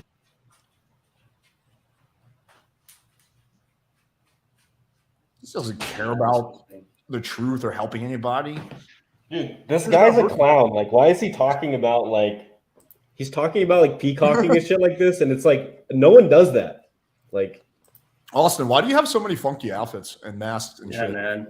So the banana was actually my roommate, but I'm having a party soon. They're super funny to just take photos with, and oh fuck, I have to get a money gun. All right, let's keep going. Culture of pickup in the early 2000s. He worked for major publications such as The Rolling Stone and The New York Times. He later left these companies as he was given the opportunity to become a ghostwriter for Jenna Jameson, a popular adult video star who was well connected in the LA scene. During this time, he would write under the name Chris Powells to hide his identity. He wrote an article called He Aims, He Shoots, Yes. At first, it reads like an incel's diary, full of self-deprecation and physical reasons as to why girls won't sleep with him, followed by the fact that he changed his entire personality and began his journey into the community, studying under Mystery and Ross Jeffries in order to change his life. As you know by now, Strauss released The Game in 2005, and it hit the New York Times bestseller list for 1 month from September to October, and it even held the #1 spot on Amazon for a brief time. Years later, in October of 2015, Strauss was asked in an interview if he had any regrets about being in the pickup scene. He stated, "There are some really damaged people with hateful and distorted views of reality that gather other people who share those views, attracting people with neurotic wounds and character disorders." Great. So the man became a multi-millionaire, popularizing the underground subculture, and is aware of the damage it continues. Yeah, I think that was obviously more true in the beginning of the pickup. What is it called? The pickup community. And what's it called? When RSD was growing bigger, Owen would talk about he's like, it sucks. Like back in the day, there people come in here with weird outfits and just guys that look like fucking school shooters. And now it's just more normal dudes. I feel like when a community grows big enough, it just becomes more normal, I guess, or more just regular guys in it. So yeah, for sure. 100%. I was part of the. Well, actually, it's a side tangent. Let's just keep going. Okay. Used to cause men, which perpetuates rather disgusting treatment of women. Later saying, and the good thing is that they're all in one place online, so we know where to find What's them. the Let's go disgusting back to treatment? the early 2000s where Like, this all what is the disgusting treatment? He can't explain it. The disgusting treatment of women. Okay, what exactly is that treatment? Can't explain it. Doesn't exist. Okay, let's keep going. began. In 2002, two men named Owen Cook and Nick Coe founded a company called Real Social Dynamics, or RSD for short. Some of you may have heard of this company before because they were one of the biggest and most successful dating companies of the era. What is the best way to get a girlfriend? Okay, and it's important to understand this as soon as possible. Well, But I'm not here to let's pause stroke for a the second. That's completely true. The best way generally you're going to get girlfriends to have sex as soon as possible. That's a truism.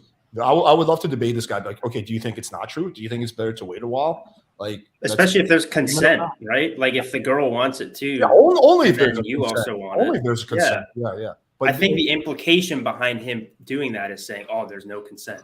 Like again, because Philion's trying to spin a narrative that like PUA equals bad. No, everything is obviously consensual. That goes without saying.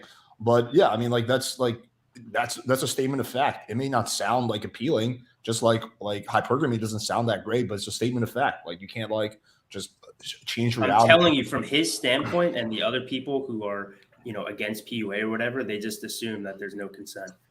Obviously, I will give 1 point to Philion, and that's that for his perspective, him being somewhat negative in this video and crafting a narrative is what's going to make more people click on it, because hate is the most viral emotion. And it's also like more interesting if it's like a cool mystical story, and then he can sell more of his mattress sponsorships or whatever, But I would make the argument that there's enough things you could legitimately criticize about the pickup community, especially if you go down like these like weirdos, then you don't need to make shit up or be disgenuine. But also being fair and balanced and like reasonable doesn't get the most clicks. Yeah, I 100% agree with that. I don't think this is true, man. I mean, look, I'd be happy to. I would 1,000% I don't think so. I'll send him a DM tonight, but he'll never do it. Yeah. This guy's a little fucking bitch. He's not gonna do it. But I'll 100% reach out tonight, guys.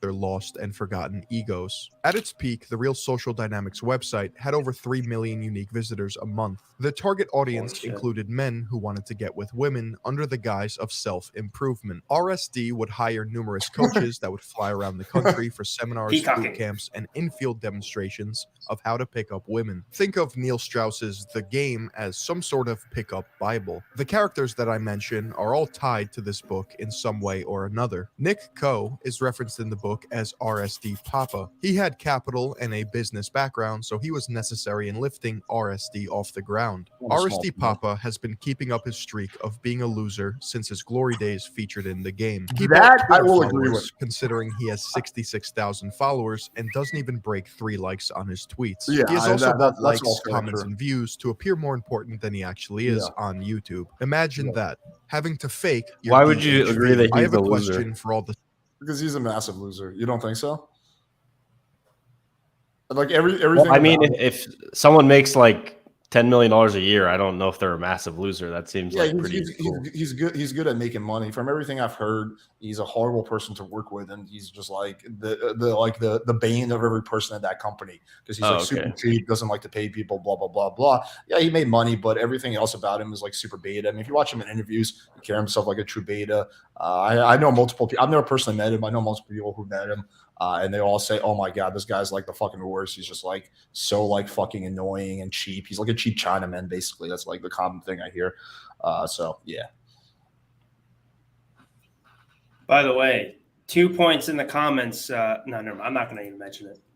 Just this is a funny screenshot. It just reminds me of somebody else. That's all I'm going to say. Having to fake your DHV. I have a question for all the seduction men out there. Is this who you looked up to? Or was it him? Owen Cook is referred to in the game as RSD Tyler, and he's portrayed as a cocky opportunist. Wait, but I thought his name was Owen. Well, it is, but he stole his name from popular book and Hollywood cult classic Fight Club. The main character, Tyler Durden, played by Brad Pitt, is the split personality of Edward Norton. I guess the name Owen wasn't really cutting it. The thing about Owen is that he has the textbook origin story into the seduction community. His girlfriend broke his heart in college, he spiraled into depression, thought it was a good idea to strip his identity because no one would love him for who he actually is, and started playing pretend under the stolen alias Tyler Durden, using the sociopathic fake character as a basis for his new personality, stating, "I picked Tyler Durden because I thought he was the archetype of a very cool character who had to let go of his own identity and move on to a new one." As you can see, healthy behavior. Here on YouTube, it's commonplace for commentary channels to roast gurus pause. giving pseudo Like, that is a big thing of improving in life. You have to kind of let go of your old self, because there's a lot of anchors to your old self, and you go like, oh, like, well, that's not me. I can never do that. Like, that's not who I currently identify as. Therefore, I can't ever change and become that. Like, a lot of this stuff is just a lot of learned helplessness, which is weird because you said he's like into fitness and stuff. If you're into fitness, you should understand that you can grow, you can change, you can become better, you can change your body. The pickup is very similar in a lot of ways. You have to put in the reps, you have to go out, you have to meet girls. You have to back to improve what yourself. I mentioned in the very beginning, how there's this massive double standard. Any other community where guys are trying to improve, they're encouraged and accepted. But for some reason, when it comes to women, guys are shamed for trying to improve with that. Yeah, it's this weird double standard. I will say this about RSD Tyler and his point about him. I think RSD is sort of a cult. They have very cult tendencies. Yeah, and Tyler Durden, basically, what was he doing in Fight Club? He was making a cult. So, but I do think that Tyler Durden in general, that I saw a good YouTube video about it. Somebody saying he's the archetype of the Ubermensch. You could also say he's kind of like the personification of the shadow of the narrator. So it's kind of like a good goal to strive for, in the sense of, if you're like this really cowardly guy, you almost want to kind of overcorrect, right? And by overcorrecting, you end up kind of where you need to be. So, but yeah, anyway, there's definitely a lot of. I'm gonna do a whole breakdown on my channel one day of all of Fight Club. There's a lot of problematic things about RSD, just not really any of the things that they mentioned. Exactly. Yeah. Talks in which they exhibit cringe behavior. The type of person you'll never meet, ever, because you're just a little three. And not only are you three, but you're here to get help. And instead of getting help, you got laughed at by a woman and laughed at by the entire crowd. And then a bunch of people, even quieter and more derpy looking than you, are going to form in a group. Yeah, you're about to say something, I can tell? No? Okay, of course. So, okay. When I do that, by the way, what I'm doing is teaching. But I don't blame anyone. I was going to say that part. I think that what Tyler was doing is actually pretty good there. Yeah, he was acknowledging, what was probably going through that guy's mind, right? The limiting belief sets and stuff. That was actually pretty great. It's totally, completely taking that out of context, making it look like something's completely it's not. Yeah, I agree. Like he's just making light of the guy's thoughts. If he can get the guy to laugh at it, then he'll be less anxious. Nothing wrong with that.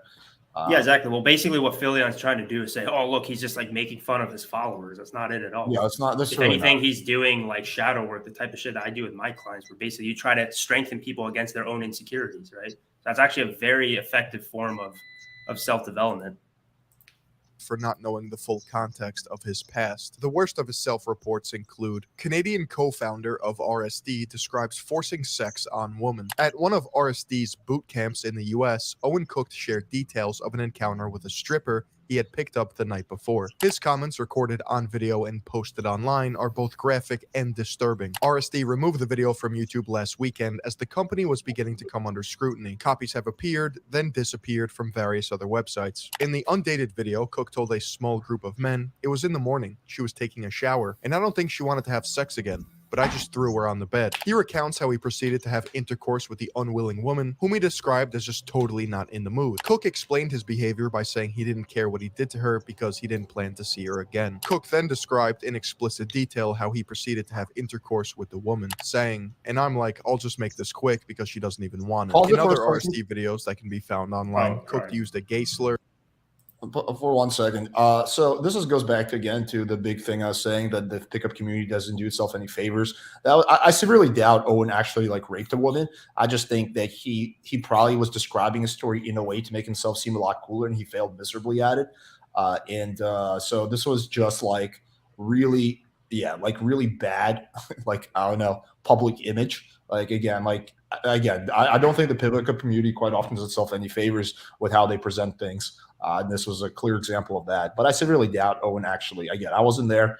If he did, then that's fucked up. But I severely doubt he actually. Well, also, this isn't fair, too, to be like, imagine if somebody within the self-help community, like if you heard, I don't know, Tony Robbins did something messed up or whatever, like, God forbid, he like raped some girl, and then the conclusion you come to that is, oh, self-development as a whole is a scam. It's like, no, what one bad actor did. It doesn't sound like the woman ever complained. Yeah, it doesn't sound like the woman ever complained. There was no charges filed. So I severely doubt, like, he actually raped a woman. I just think Owen was trying to be cool, which I don't know why he thought that would make him look good. But, like, this is, like, a really dumb thing to say in front of the audience on camera. Yes. Mm-hmm. Yeah, my take is I don't have all the facts. So if how it's described here, obviously that's a bad thing and no one should do that. But yeah. Referred to a woman as a bitch, spoke with an Indian accent, and told his young son, "You're an accident." That's right, you're an accident. I have two of them. I got another one. He's passed out under there. I was hoping he'd be awake. It's Dylan, my other son. But, that's what happens if you think that just because you had one kid that if you don't put her back on the pill right away that the second kid will be avoided. So that's the other lesson for you. That's if you're really dumb. So, yeah, that's right. You're an accident. You're an accident. Huh? Now, RSD Tyler has. I mean, isn't that clearly a joke? Pretty funny. Yeah, it's clearly a joke. And he's doing it to teach people to like. Yeah, my mom's like said that to me. Yeah, like I've had like my parents joke around with me about that. It's just a joke. It's not like supposed to be serious. Yeah. Most of us were accidents. That's just a fact. Incriminating video and runs 2 YouTube channels, Owen Cook and Owen Cook Free Tour. He does this thing where he posts so much content full of hour-long rants about literally nothing in an effort to inundate social media platforms with the new version of RSD Tyler. Julian Blanc, one of the main reasons why real social dynamics. I'll comment on that. I think some people are really good at different forms of media. Some people are really good writers, but they suck at speaking because they can't edit their thoughts in real time, right? Some people are good at making short form content. I think my strength is I can take like big ideas and just distill them down to its essence and just put that out. But I think Owen, maybe that's the way his mind works, is like these improv style long form videos. And yeah, I don't see a problem with that, except for it does. Obviously, it's not the best time efficient way to learn something. But if that's how he gets out his content, then that's how he gets out his content. It's better than doing nothing. Okay. 2014, executive coach Julian Blanc was considered the most hated man in the world. In a now deleted video where Blanc teaches RSD members at a seminar, he says, "You can do what you want. I'm just romping through the streets, just grabbing girls' heads, just like head on the dick, head on the dick, yelling." That's clearly humorous. Like my never leaves a girl's mouth. It just pops out every second for air, like here and there. Julian Blanc. This is what I fucking hate. Is like this cancel culture. We can't fucking joke around about shit. This is the kind of stuff that guys say. My dick comes out for breaths of air. Yeah, it's like funny. Like, yeah, I understand. He's not actually being literal about that. Like, there's zero chance he's actually running around the streets of Tokyo and literally taking girls' heads and putting them in his dick. Obviously, if he was, that would be fucked up. That's not what's going on here. It's clearly humor. Comedians do this all the fucking time. All the time. Even worse things, and it's okay. Female comedians especially, yeah. They'll say, like, literally, I've heard, anyway, there's no need to get into it. But, yeah, female comedians say worse shit all the time. He travels the world holding seminars to rooms full of packed men, teaching them ways to pick up women, including forcing their heads towards his crotch. And he actually did do it. Yeah, but that's again, it's a joke. It's a chick who was participating in the video. Like, I know the backstory. Really, it was a chick who was actively, at least in Tokyo. If there's another one coming up that's a little sus. No, let's take a look. I can actually explain to you guys what's happening from a Japanese culture standpoint. Yeah, Kevin, if Julian runs around and grabs your hand and puts it in his crotch, like, is that considered socially acceptable? Like, would you swallow, or would you like not be cool with that? Like, what's the? If I was a woman, I have to oblige. That's how it works in Japan. It's a patriarchal society. That's actually not why. But yeah. If you're a white male, you can do what you want. Attracted a caveman back in the day, okay, or cave woman, is still what attracts a woman today. For a man whose prime objective is to earn the favors of women, right now, his misogynist ways are doing anything but. He then got humiliated on live television and claimed his actions were a bad attempt at edgy humor. With those pictures there that you're referring to, of again, like choking women, I just want to make that clear. That is not what I teach. Like those pictures there, again, was horrible, horrible attempt at humor. In 2016, an article. This is. I promise I'll stop with the massive pauses. This is one big gripe I have with Julian. I'm generally speaking a big Julian fan, at least old school Julian. The apology. Like I know it's easier to say what I would have done because I'm not in that shoes. I understand he was under a lot of pressure, but I would have just been so much more. I would have so much more respect for him if he just owned it. Like if he were just like, Chris, sometimes women like to be choked. Like. Yeah, like he should have owned it instead. Sometimes you just gotta choke a bit. Like just the backtracking that, like, I lost a lot of respect for him when he did that. Yeah. Well, dude, with their defense, they said that they hired like public opinion people. What are they called? Whatever. And he hired them, and that's what they said to do. They were like, "Should we like defend it and like say this?" And they were like, "No, don't do that." Well, Trump clearly showed the world how wrong that strategy is. You can see, like, if Trump backtracked, he would have never been president. The only reason he was able to get past is because he owned everything. Where they're like, you've called women disgusting fat pigs and slobs only Rosie O'Donnell. Like, Trump basically showed how PR should actually work, and that backtracking, that you have to own everything. That's the way you it's like a shit test. You have to own it. You can't backtrack. Literally, that is a shit test. Trump is so good at passing shit tests. Yeah. So really quickly, guys, I'll tell you this, with the whole thing of like forcing women on his crotch and stuff, that would actually work in Japan, but not for the reasons that you might think. Japan is very much a culture about having like a face, right? So it's actually would be considered worse for you to resist something like that and cause a scene than to actually accept it. It's actually a big problem in Japanese culture. But when he was saying, oh, you can get away with more stuff as a white guy, you can, because if you're a white guy, they look at you as like an outsider and you don't have to fit into the rules as much. But it doesn't mean that those girls are going to fuck you, though. Like you can get away with that. I'm People booking my think you're a plane dick. ticket to Japan right now. What's that? BRB, I'm booking my plane ticket to Japan right now. Yeah. You probably will get arrested eventually if you do that, but then I'll be like, just don't do that. Yeah. Article was run titled Pikachu Controversial thinks Pickup Artist Company Still Active in Canada, which pointed out real social dynamics having a resurgence in Canada, with RSD Tyler and RSD Julian hosting boot camps once again. Julian now works as a trauma release coach. Imagine that. You have a grocery list of allegations against you, and you become a fucking trauma release coach. That is a brilliant He's taking cut, like the worst parts of it, and then I want to answer this really quickly because this actually relates to the topic we're talking about. So he said, "Hey Kevin, can you answer why Japan has a high suicide rate among men?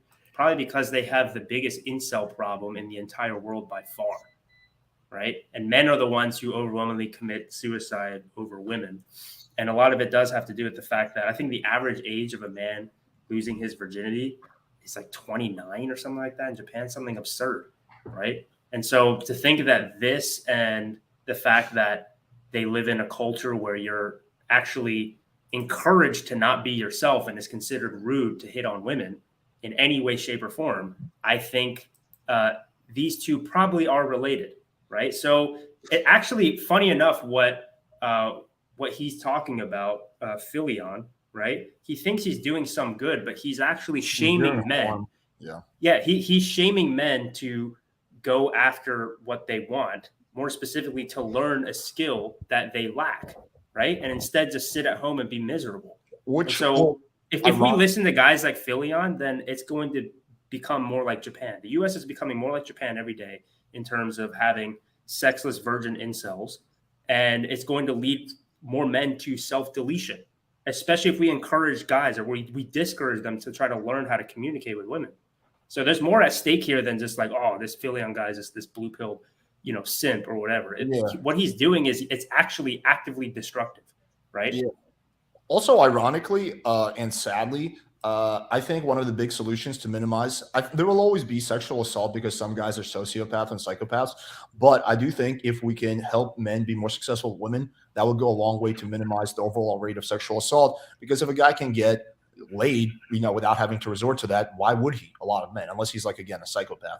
So that would actually go a long way to helping the problem. A lot of the guys who commit, sexual assault, they're actually sexually frustrated. It's not guys who are getting laid a lot who are confident. I think furthermore, I think it's important to point out that to the best of my knowledge, Julian has never once had any accusation of sexual assault, right? That's what should matter. Like, have you actually been guilty of that? Just joking about something doesn't make you guilty of it. Like, what about, like, there's so many people who actually have sexual assault, and like not even just allegations, like they were convicted of it. Like, but Julian, he's never once had an accusation as far as I know. So, like, I don't know. I don't think it's fair to paint him as like the poster child of sexual assault. Again, never even had an allegation. Like, yeah, he jokes around about it. It was a poor attempt at humor, like he said. But so what? All right, let's continue here. There were other RSD coaches as well, but talking about them any more than surface level gives them too much attention, so I'll be brief. RSD Jeffy had a van and wrote a book called Get Laid or Die Trying. RSD Todd got fired from the company, which pissed off a lot of members as he was a fan favorite. He dances around the topic, always citing he can't explain more because of legal purposes. RSD Alex cut. I like how he just skips over Todd when he probably, in my opinion, is deserving of the most criticism, because he's all about verbal game, like.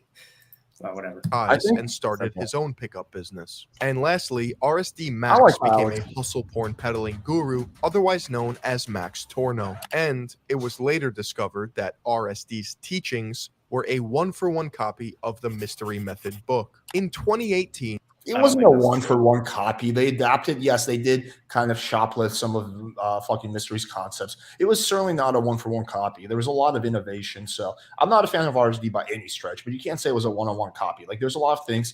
Mystery Method is largely different than RSD teachings. Yes, they did take some principles from Mystery Method, but it wasn't a one-for-one copy. That's just blatantly factually false. A Reddit thread compiled every single potential assault committed by RSD, and it absolutely blew the lid off the company once again. But now the thread is that's where we should get our criminal information from Reddit. Like that seems like that seems like fucking real good justice right there. Someone said something in a Reddit thread, so that means you're guilty. Like, what the actual fuck? Unavailable or leading to a copyright message. Perhaps this story is a lesson in how fast the internet moves. Real Social Dynamics was a flash in the pan of internet culture that appealed to sad, lonely men. At their peak, they were known as I like how the video behind Sad Lonely Men is guys smiling and clapping. Manipulation Jumping. the guise of self-help. None of the members were criminally charged despite admitting to numerous accounts of assault. And it seems as if each member was able to successfully rebrand in some capacity. Sometimes all it takes is doubling down and posting so much that you drown out the noise of your past self. Hide the truth! Hide it! Clickbait! Okay. Yes. We're joking about sexual assault, maybe poor humor. You could argue that, sure. It's not illegal. I can joke around about running around sexually assaulting women. Not that I probably would on a live stream. That's not a crime in of itself. The crime is actually sexually assaulting a woman. Right? So that happens when a woman goes to the police and says, hey, this guy sexually assaulted me. So that didn't happen. So you can't say that RSD, look, I don't like RSD. I criticize them all the time, but you can't say, oh, they're sexually assaulting women when no woman actually comes forward and says they're sexually assaulting them. Just because they joke about it doesn't mean they're sexually assaulting anyone. This is the dumbest argument ever. Clickbait! Lie, and lie. Have no integrity whatsoever, and then be surprised when anybody with half a brain doesn't take our crap. Just keep doing that again and again and again and again and again and again. Take it. But some I love how Tyler gets weirder and weirder looking every single year. Like, he was actually a fairly normal looking guy like 15 years ago, and he just gets like his aesthetics just go downhill every year. he changes so much. Like his in the Blueprint Decoded video, he was like fat and had long hair. And then like the video with the kid, I think he looked pretty normal. And then he put on some muscle after that. And then now, yeah, it's got the beard. So it's like very different aesthetic. Yeah, that was the end of the video. Can I comment on what Crispy Cruiser said real quick? Because this question keeps coming up. Yeah, I mean, I'll just go ahead and bring it up. I don't know. Yeah. Okay, so I wasn't there, but I did look over the data on the case. So, okay. So what happened is John was in Vegas. He pulled a chick back to his car. They didn't even have sex. I think they were just making out or something like that. She didn't accuse him. She couldn't accuse him of sexual assault because sex didn't happen. The accusation was like kidnapping or something like that.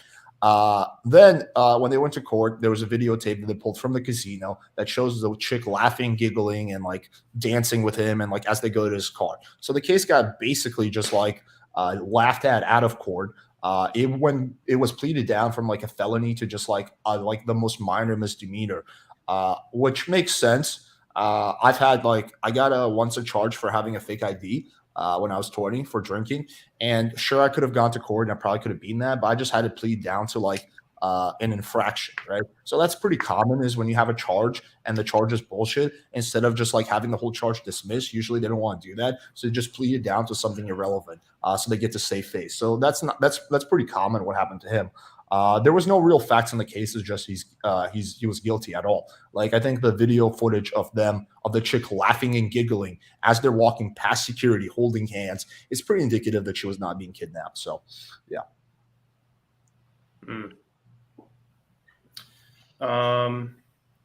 Okay. Do you guys have any final thoughts on that particular Philly-on video? Dude, I think Philly-on's a piece of shit. I think this was complete genuine journalism. It's a fucking insult to journalists to even call this journalism, but I think that's the angle he was going for. Like, oh, I'm investigative journalism, but there was zero investigative journalism done. This is like a pet peeve of mine. This is the nature of the internet, of just like completely blowing things, taking things, and misinterpreting them purposely. And this is completely misinterpreted. Like, this is not what the pickup community is all about. A lot of these things they don't even understand. Like peacocking, that's not even something that's done anymore at all. So yeah, I mean, I think this was trash. And the fucking, yeah, like, again, I understand that most of my audience is not going to watch this and take it seriously. But for the people who are watching this, and they're like kind of unsure about pickup, that could dissuade them. And what's the alternative? They're just going to be sad, lonely incels, and then they're going to kill themselves. Yeah, it's fucked up. I mean, he probably doesn't realize he's doing damage. Like, he's just trying to virtue signal and feel good about himself. But he is doing damage with that video. Really, the only question comment that nailed it. Go ahead. It's fine. There was a comment that nailed it. They said like he's cherry picking, and then he's basically painting the whole pickup community with a broad brush, using guilt by association, which is literally the bias. It's like, well, he did this, so therefore, like, this is the pickup community. Okay, yeah, that's really it. Let me fucking answer this. This is like, if he didn't commit felony, would have got dismissed. No, it doesn't work that way. Okay, when you get charged with something, usually the prosecutors don't want to drop it, even if all the facts are against them. So what they usually do, again, I had like a bullshit charge. What they do is they plead it down to something irrelevant. If you actually commit a felony, right, and the facts are against you, they're not gonna drop it down to something irrelevant. They just won't.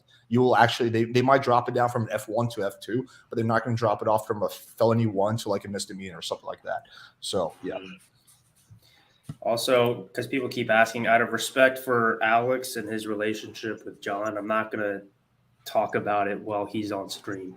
Eventually, I will. So, but it's pretty damning. Again, if I called him a scammer, I can't prove that. I'm more so saying that he's a fraud, right? There's a difference.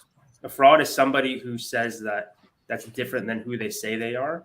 A scammer is somebody who takes your money and scams you. So I can't prove that necessarily. So if I said he's a scammer, I apologize. I just meant fraud.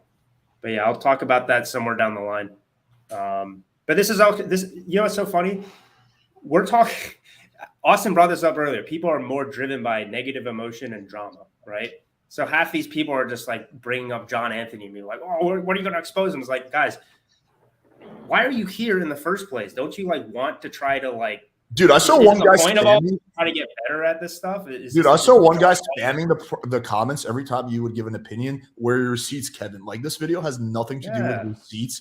Like, yeah, it blows my mind. I actually haven't seen that. Just every time I open my mouth, I've seen like at least 2 or 3 people being like, when are you going to expose John Anthony? Like, come on. Oh, should we let's play the What is a Woman trailer? Yeah, let's do it. Are we going to get copyright struck? No, I don't think so. Oh, dude, this has like 14 million views. Even if we do, we'll win the appeal, so it shouldn't be a problem. Share. What is a woman trailer? Share. I love okay, this here it is. I can share it. I got it. Hold on one second. Wait. This is the best comment. Austen Summers is the receipts. Hold on one second. Damn, who fucked me? Well. Okay. All right. I got Who it. didn't? The real fuck. Yeah. I was gonna say that. The real question is who did not fuck. You know what's funny? When I first met you, Austin, I kind of thought of you as like, we have a very similar sense of humor. I thought of you as like a healthier, more like, I don't know, like version of myself who wakes up a lot earlier. That was basically like my observation. Dude, I woke up at like 5 p.m. today. Oh, there we go. You're becoming a better man. I mean, obviously you have a lot less hair than I do. You have like a receding hairline and I don't. So that's kind of like, the only difference I would say is I have a much better head of hair. But other than that, see a lot of I have a mineral deficiency because I love eating wheat and beans. All right. Alex, how old are you? 32.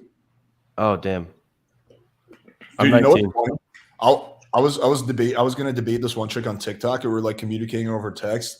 I told Natty the story today and she was cracking up. And she was like, oh, by the way, I have a random question. How old are you? I'm like, oh, I'm 32. She's like, damn, dear God, I thought you were 45. Wow. I wonder how you look with a hat. Do you have any hats? Hats are not for me. I'm going to get a hair transplant pretty soon. Okay, let's do it. What is a woman? Can you tell me that? Oh, you're at the Women's March. You must have some idea. Please, if one person could tell me what a woman is. You are not here for women. We ask you to leave. What is that? I'm a husband. I'm a father of 4. I host a talk show. I give speeches. I write books. White supremacist. What is that? Okay, anyway, sorry. Dude, like to make sense how powerful is that irony of you go to a woman's march, you talk to 4 women who have signs that say woman and women on them, and then you ask them, what is a woman? They're like, dude. It's such a simple question. All right, let's continue. We don't need to make the this reason they get 3-hour, confused is because it is a simple question that they overcomplicate, right? We need to really get into we need to analyze every word of this. A woman is not anything in particular. There is not one particular thing. It could be many things to many people. Some women have penises, right? Some men have vaginas. I like scented candles, and I've watched Sex and the City. What? Women do not have some women have That's penises. not a woman. Did he just or she just say that? Sorry, I didn't want to misgender her. Did they just say that? Jeez, bro. Yeah, How do I know if I'm a woman? that's a great question. You're not a scientist. You're not a gender studies major. No. How do you know that you're a man? I guess because I got a dick. Can a man become a woman? I'm not a woman, so I can't really answer that. Women only know what women are. Are you a cat? No. Can you tell me what a cat is? You want to tell us what a woman is? Wrecked. I'm a biological woman that medically transitioned to appear like a male. I will never be a man. And so they go on the internet and they're told that all of their problems will be solved if they become a man. So you worry that there could be a sort of social contagion element of this? A teeny tiny bit, maybe. It got me at 42. Your child doesn't have a chance. You're affirming it with hormones that have never been used in this way. Puberty blockers, which are completely reversible. Completely reversible. One of the drugs used is Lupron, right? Which has actually been used to chemically castrate sex offenders. You know what? I'm not sure that we should continue with this interview. You don't want to talk about the drugs that you give to kids, or? How can they be removing the healthy breasts of 15-year-old girls? There are masculine girls. There are feminine boys. What are we going to do about that? Carve them up? How can this whole thing be happening, Matt? I wanted us to have a safe place to be able to talk about this. Part of me wants to ask why you care so much. I care about the truth. I care about children. I care about the women who are having their opportunities stolen from them. Is it transphobic to tell the truth? The interview's over. Let's turn off the cameras. Excuse me, Well, they're fair. I just wanted to know, what is a woman? and you're not going to find out. Based on what I'm saying, You're not gonna if find we out. move to America. They say no, never.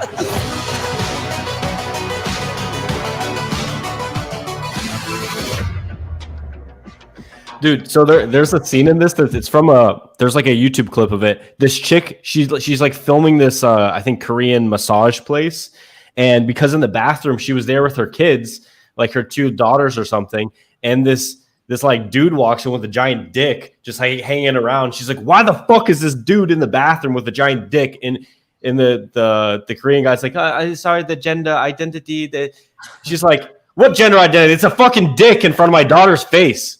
It's like, dude, this stuff is a joke in other countries. Like in Colombia, you really think they're sitting around like, hey, puppies? That like, dude, they fucking know what a man or woman is. In fucking Russia, where I grew up, if you were like, hey, what's a woman? Like, you're gonna get pretty fucking straight answers. I'm not saying Russia is like the epitome of like a good society, but like this shit is only a fucking question in American countries like America. Dude, in Canada, I think is the worst because they had the story in there. There's this father who his daughter was like gonna transition or something, and in court he said like, well, she like is describing his daughter, and they're like, sir, you just misgendered your daughter, and he has like a $30,000 like lawsuit because he misgendered his daughter who's like trying to transition. To be I just don't understand how like letting a 12-year-old child transition is not child abuse. Like you can't like dude, in the thing they have a 2-year-old saying that transitioning. Like, well, dude, when I was 12, I wanted to be a soldier. I called the recruiting office, and they're like, "Yeah, you have to wait until you're 18." When I turned 18, I was like, "Fuck that shit! I don't want to be a soldier. I want to go to college and bang chicks." Like you can't make decisions as a 12-year-old. Like you make decisions, then you change your mind on that. Yeah, I don't understand. Like, it's so dumb because like I don't care about adults like transitioning. That's like totally on them if they want to do that. But like fucking like 12-year-old, like you don't have like the ability to. If you can't fucking drink, then you shouldn't be able to fucking transition into an opposite gender. I think that's like dude, it's a sign. It's a sign of a decadent society where things are too good. So it's like, we are the offspring of generations and generations of warriors who had sort of this fighting spirit, right? So now we don't have anything to fight against. They talk about this in Fight Club. We don't have any war to fight against. Yeah. So then the war becomes with ourselves, and more specifically, you start to look for problems, right? It's a very human thing to be like, I want to fight against something. So if you just make up and contrive this thing of like, oh, there's this oppressive patriarchy that is trying to suppress people from being themselves, and this includes trans people, right? Whenever you hear trans activists, feminists, or whatever, listen to them talk about these other people that aren't even them, right? This is the people, the virtue signaling people. They get all like super passionate and fired up. It's more about them. It's more about them sort of releasing that side of themselves that wants to fight against something. You really think people would be, fighting for trans rights and stuff during like World War II when Hitler was trying to take over the world? No, right?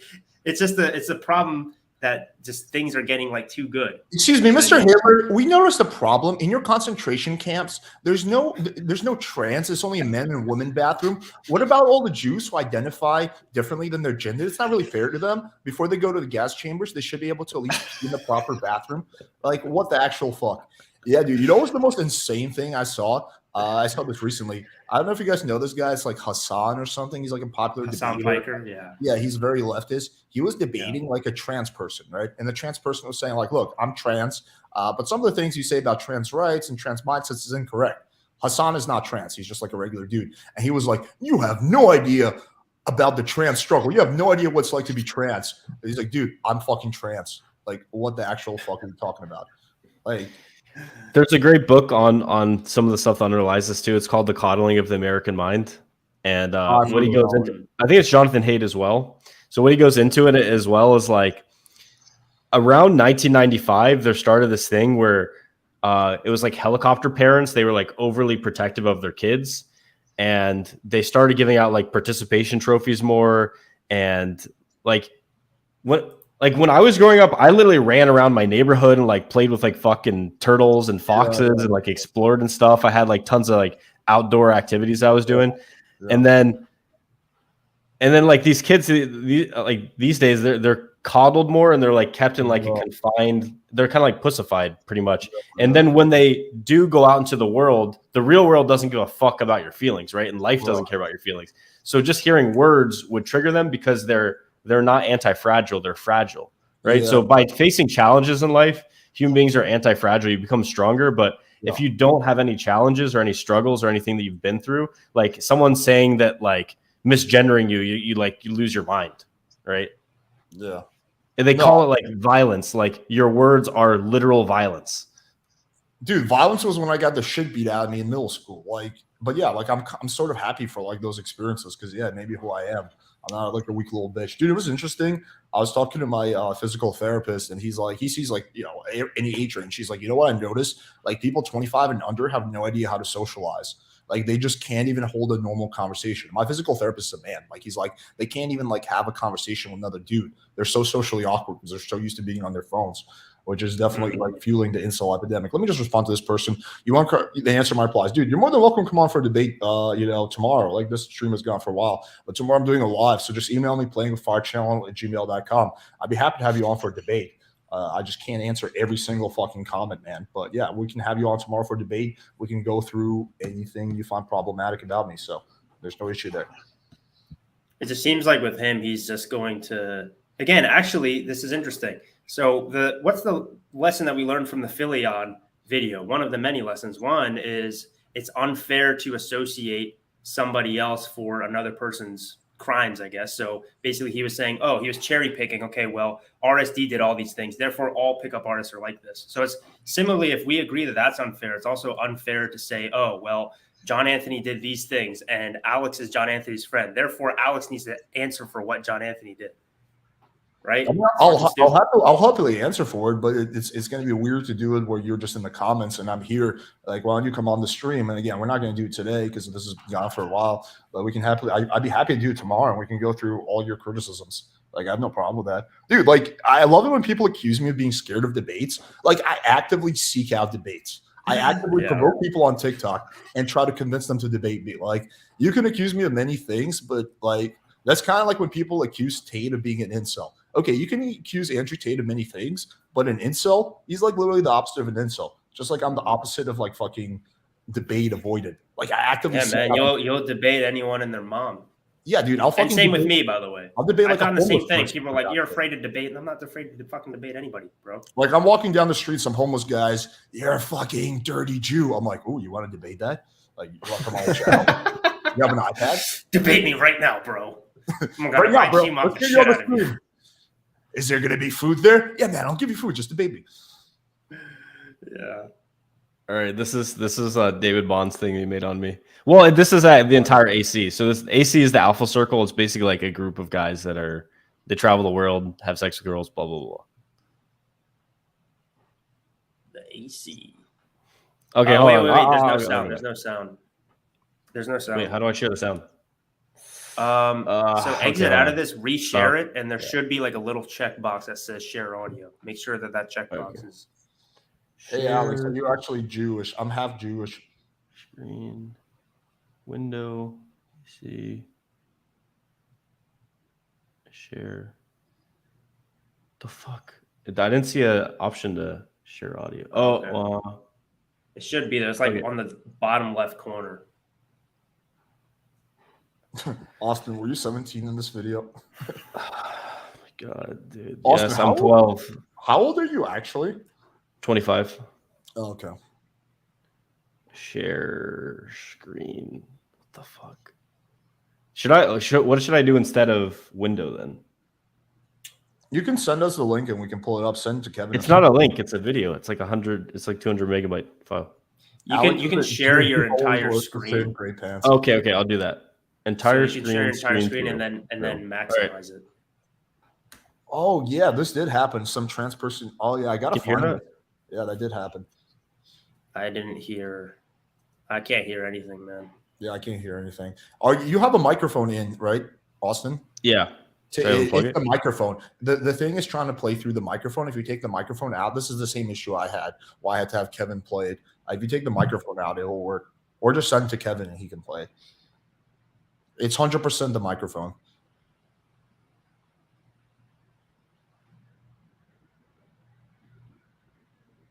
Still can't hear nothing. Austin, just send it to Kevin and we can play it, and he can play it. I love how technologically challenged you all are. I know, dude. Of course, the Asian guy has to come in and save the day. Well, dude, there was literally. I say that now. Maybe I won't even figure it out. You won't be able to fully save the day, but you'll be able to save 50% of the day. Yeah, exactly. Okay, half of me will be able to save the day. No. No? Okay. Maybe I'll try VLC. Dude, one of the best jokes, Kevin, that we've ever had on the stream, I think, was when you were talking about how like Coach Whitebill was like always getting your sloppy seconds, and I made the joke that what's it called? That he fought some chick that you. Oh no, when we were joking around how he's really into Asians, I was like, well, I guess he did get an Asian when he banged that chick after you, because you're half Asian. So like, I guess it was one of those things that's funnier for you there. But yeah, you know what I'm talking about. Yeah. That was funny as fuck. I remember that.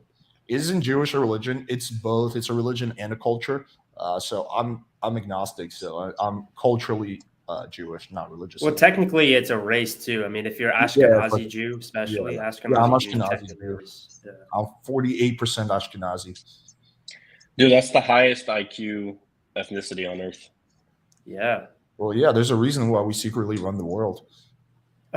Yo, since you control the weather, Alex, can you make it a little colder this summer? Yeah, I'll talk to the other Jews and I'll see what I can do. You know, it's kind of like a group vote type of thing. I don't get sole deciding power, but yeah, me and the table of Jews. Yeah. Is Coach Whitepill on that table, 90 times? No, we haven't let him in. You have to reach 10 lake count in order to get in, and the other Jews is not. Yeah, we're pretty strict. Dude, when are we doing a stream with him? That would be so fun. He refuses to come on. I've tried. Yeah. Dude, well, let's just have him on. We'll just shoot the shit, chat, hang out. He doesn't want to. He doesn't want to do it. Yeah, I don't have to be here. No, that was not even in question. He confirmed like from the start that he would never agree to do it with you. So I was like, okay, well, what about without Kevin? He mentioned that his big concern was he thought I was going to ambush you. So you're going to be like hiding in my closet or something like that. I'm going to have you on, you know, which like obviously like I wouldn't do. Like even though I like you, I would never like sabotage my reputation by like. Yeah, exactly. And I wouldn't suggest anything like that as well. Yeah, no, I know you wouldn't. Yeah, I think it's very clear, man. It's like if the truth is on your side, then you are willing to have discussions with people. That's it. That's all it is. I mean, that's our criticism of Rolo, right? What's the reason he doesn't want to have a discussion with us? What's the reason Fresh and Fit don't want to have a discussion with us? It's the same. It's because they know that they're going to be exposed in some way or another. So how is this different with Coach Whitepill? Yeah, if you have nothing to hide, then you have nothing to be afraid of. That's why I'm not afraid to do any debate. I have nothing to hide. I'll debate anybody. I have nothing to hide. I'm not embarrassed about anything except my small penis. Okay, I uploaded it to YouTube as an unlisted link. All right, we can do it. Let's see. Can you guys hear it? Government is currently investigating. It's still loading on our screen, so I can hear it. It's just a little quiet. If you can turn up the volume. Okay. The Colombian government is currently investigating two known international terrorists who go by the name Austen Summers and Casey Brown. Austen and Casey are wanted by the FBI for their involvement in the Big Brown Booty Project. and illegal political movement to relocate all the big booty bitches from Colombia to Toronto, Canada. These two individuals have been accused of human trafficking and violating the Islamic blasphemy laws in Iran. There are reports that these men will meet up with the famous sexual predator David Bond in October of 2018. If you see these men, please call the authorities. Timothy Blackburn is currently facing 250 years in prison for hate speech violations for his offensive opinions about Islamic ladyboys. Blackburn has also been found guilty of racism against vegans after he once put his penis in a watermelon. But dude, it's like it's the same shit. It's just like slow-mo, you put like a VHS graphic on it and like put some eerie music. Oh my god. David Bond made this? Investigating Mark Falzoni.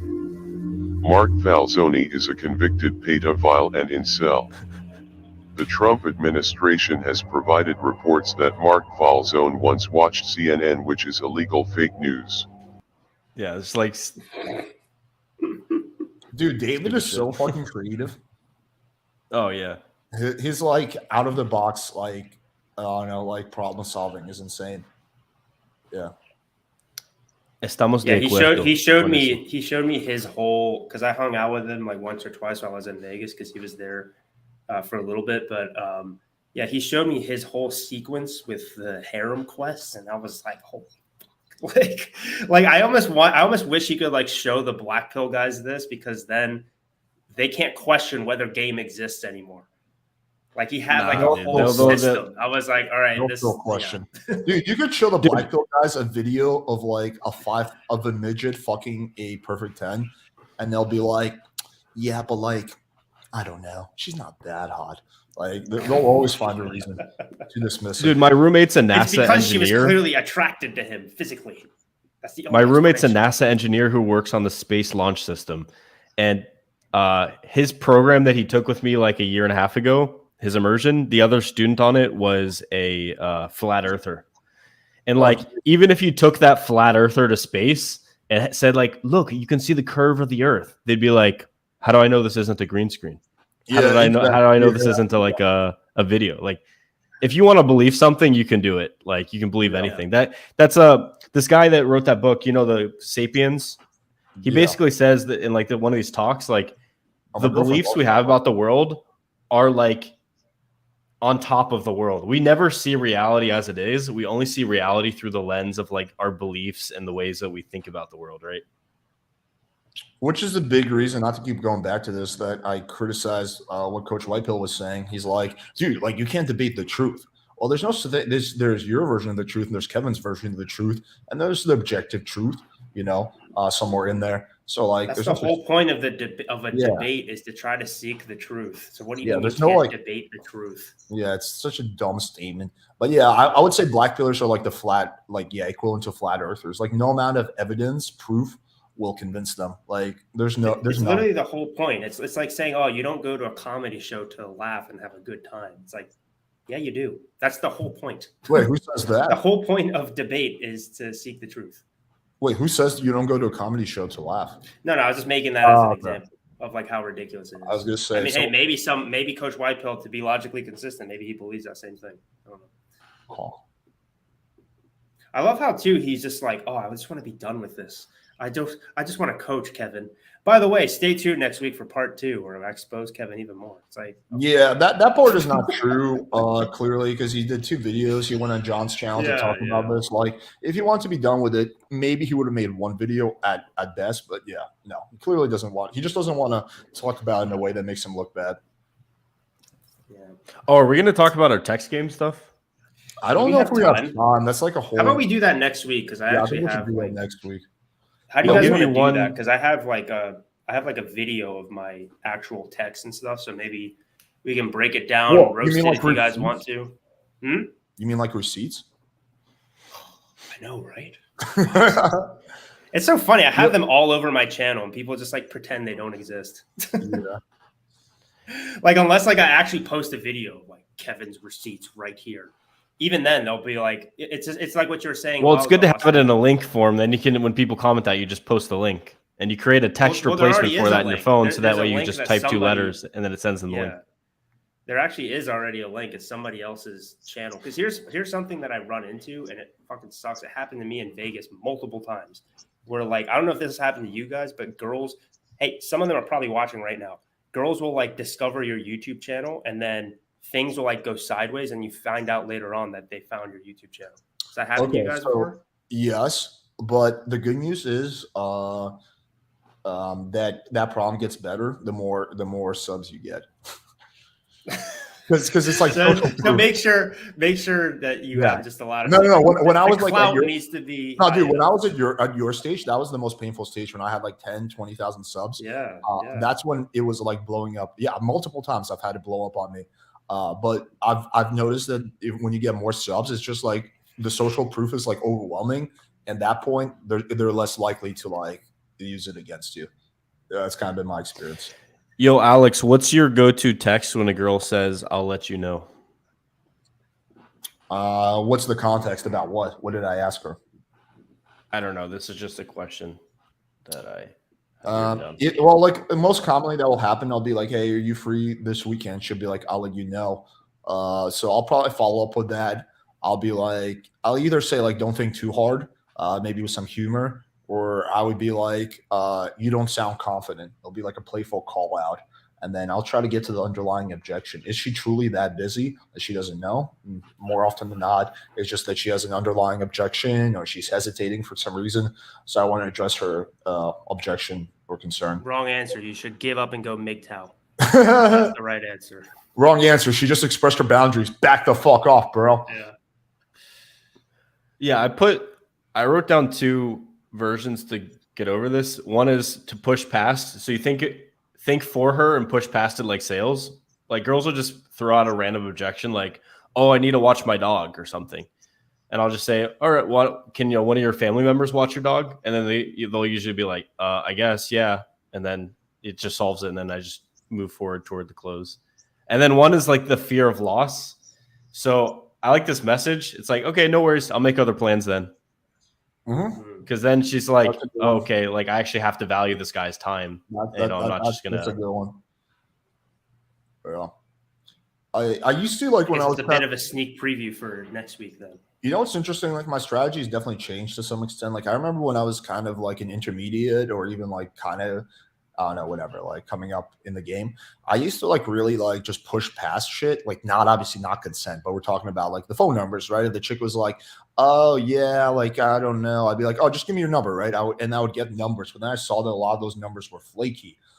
So I started like I kind of dialed that back and I started doing a lot more takeaways. So if the girl's like, "Oh, I don't know," I'd be like, "Oh, well, if you're not interested, it's okay," like kind of taking it away. Is like, again, like if I get numbers or set up dates, I want them to be solid dates where the girl's not like half-assing it. And I kind of got that from sales. Like I would when I would set up sales calls with the clients or whatever, sales appointments. Initially, I was like, "Dude, come on, well, we'll just talk about it. It's okay. It'll only take 10 minutes, right?" But then as those turned out to be like they would cancel last minute. So I was like, "Hey, listen, man, if you're not interested in the product, maybe you're not a good fit for it, right?" And I would just like pull back. And then when you pull back, then they kind of give you the underlying objection. Yeah, or it leaves room for them to invest. Yeah. So it's not just like Dating you're is sales. pushing. They can actually play the game too. Do you guys ever do like voice messages? Yeah, all the time. Yeah, I do too. I think that's like an extremely effective thing. I think it makes you stand out from most guys because most guys don't do that. If you look at a girl's messages, I don't even know if I've seen a girl get a audio message. It's not common. Most guys either call her out of the blue or they just text. Voice memos are like nice little in between. And the cool thing is, everybody keeps bringing this up. Sorry, like Kevin, aren't you a student of A.G. Hayden? I like how if somebody's like a little bit better than you at something, and you have them help you at it, automatically I'm their student, right? The thing that I specialize in is online dating and social media, and I'm not a pickup artist, so. And A.G. Hayden, I don't know if he calls himself a pickup artist, but he has that background. And yeah, I'm fully willing to say in terms of pickup, Avery's definitely better than me. So yes, he was helping me with that. I'll say that too. I think Avery and Austen are better than me. Are you their student, Alex? No, I mean I wouldn't say so, but I wouldn't be opposed. Oh yeah, Alex, I gotta send you an invoice from all the coaching I did. Well, I wouldn't be opposed to like if Austin was like, "Yo, I'm coming to Miami for the weekend, and I'll like tag along in boot camp. I'll give you like free coaching." I'd be like, "Fuck yeah!" Like I wouldn't be opposed to that. I learned a bit from Avery. I had him. We shot infield together. I had him critique my infield off camera. I was just, dude, let's go through this and just give me a perspective. Like I think you should. That always is, by the way, one of the best ways to get better at game is just record yourself gaming and then go and sit down and review it. That's like the way to get better at a lot of things too. And I have someone that's better at it than you give you feedback on it. Yeah, 100%. I mean, I'll do that with anything. It doesn't have to be game. I think like dude, I gotta do that for Ultimate Frisbee. Get my cuts better. Frisbee strategy. Yeah, I mean, like I guess it can be anything, but yeah, like I think when your ego gets to the point where you like feel like you can't learn, that's the minute that you stop growing. You're not gonna get better. Yeah, exactly. That's the problem. I made a video about this of like how superhero movies created a generation of incels. It's basically this entire idea that somebody has all these things figured out. It's like that's exactly the problem with this manosphere space. Is a lot of these guys are secretly looking for their dad, for a dad figure, and they think it's like some guy like knows every single thing, right? They have all the things figured out. That doesn't exist. If anybody ever claims that, they're fucking lying to you. The best people to actually hire as a mentor, as a coach, are people who still have that white belt mentality and have the humility to say, hey, this is one thing that I think I can improve on. Yeah, dude, I'll freely admit this also. I quite often I come to Kevin for advice on titles and marketing, like all the time. Like I'll be like, well, what do you think of this title? It doesn't make me a student of Kevin's when it comes to like marketing. It's just like he's pretty good with titles and I'm not. Like I don't see that as like. Am I your marketing coach, Alex? Well, you're part of my market. You're clearly one of my students, bro. Let's break down some of these. So see this upline cut here?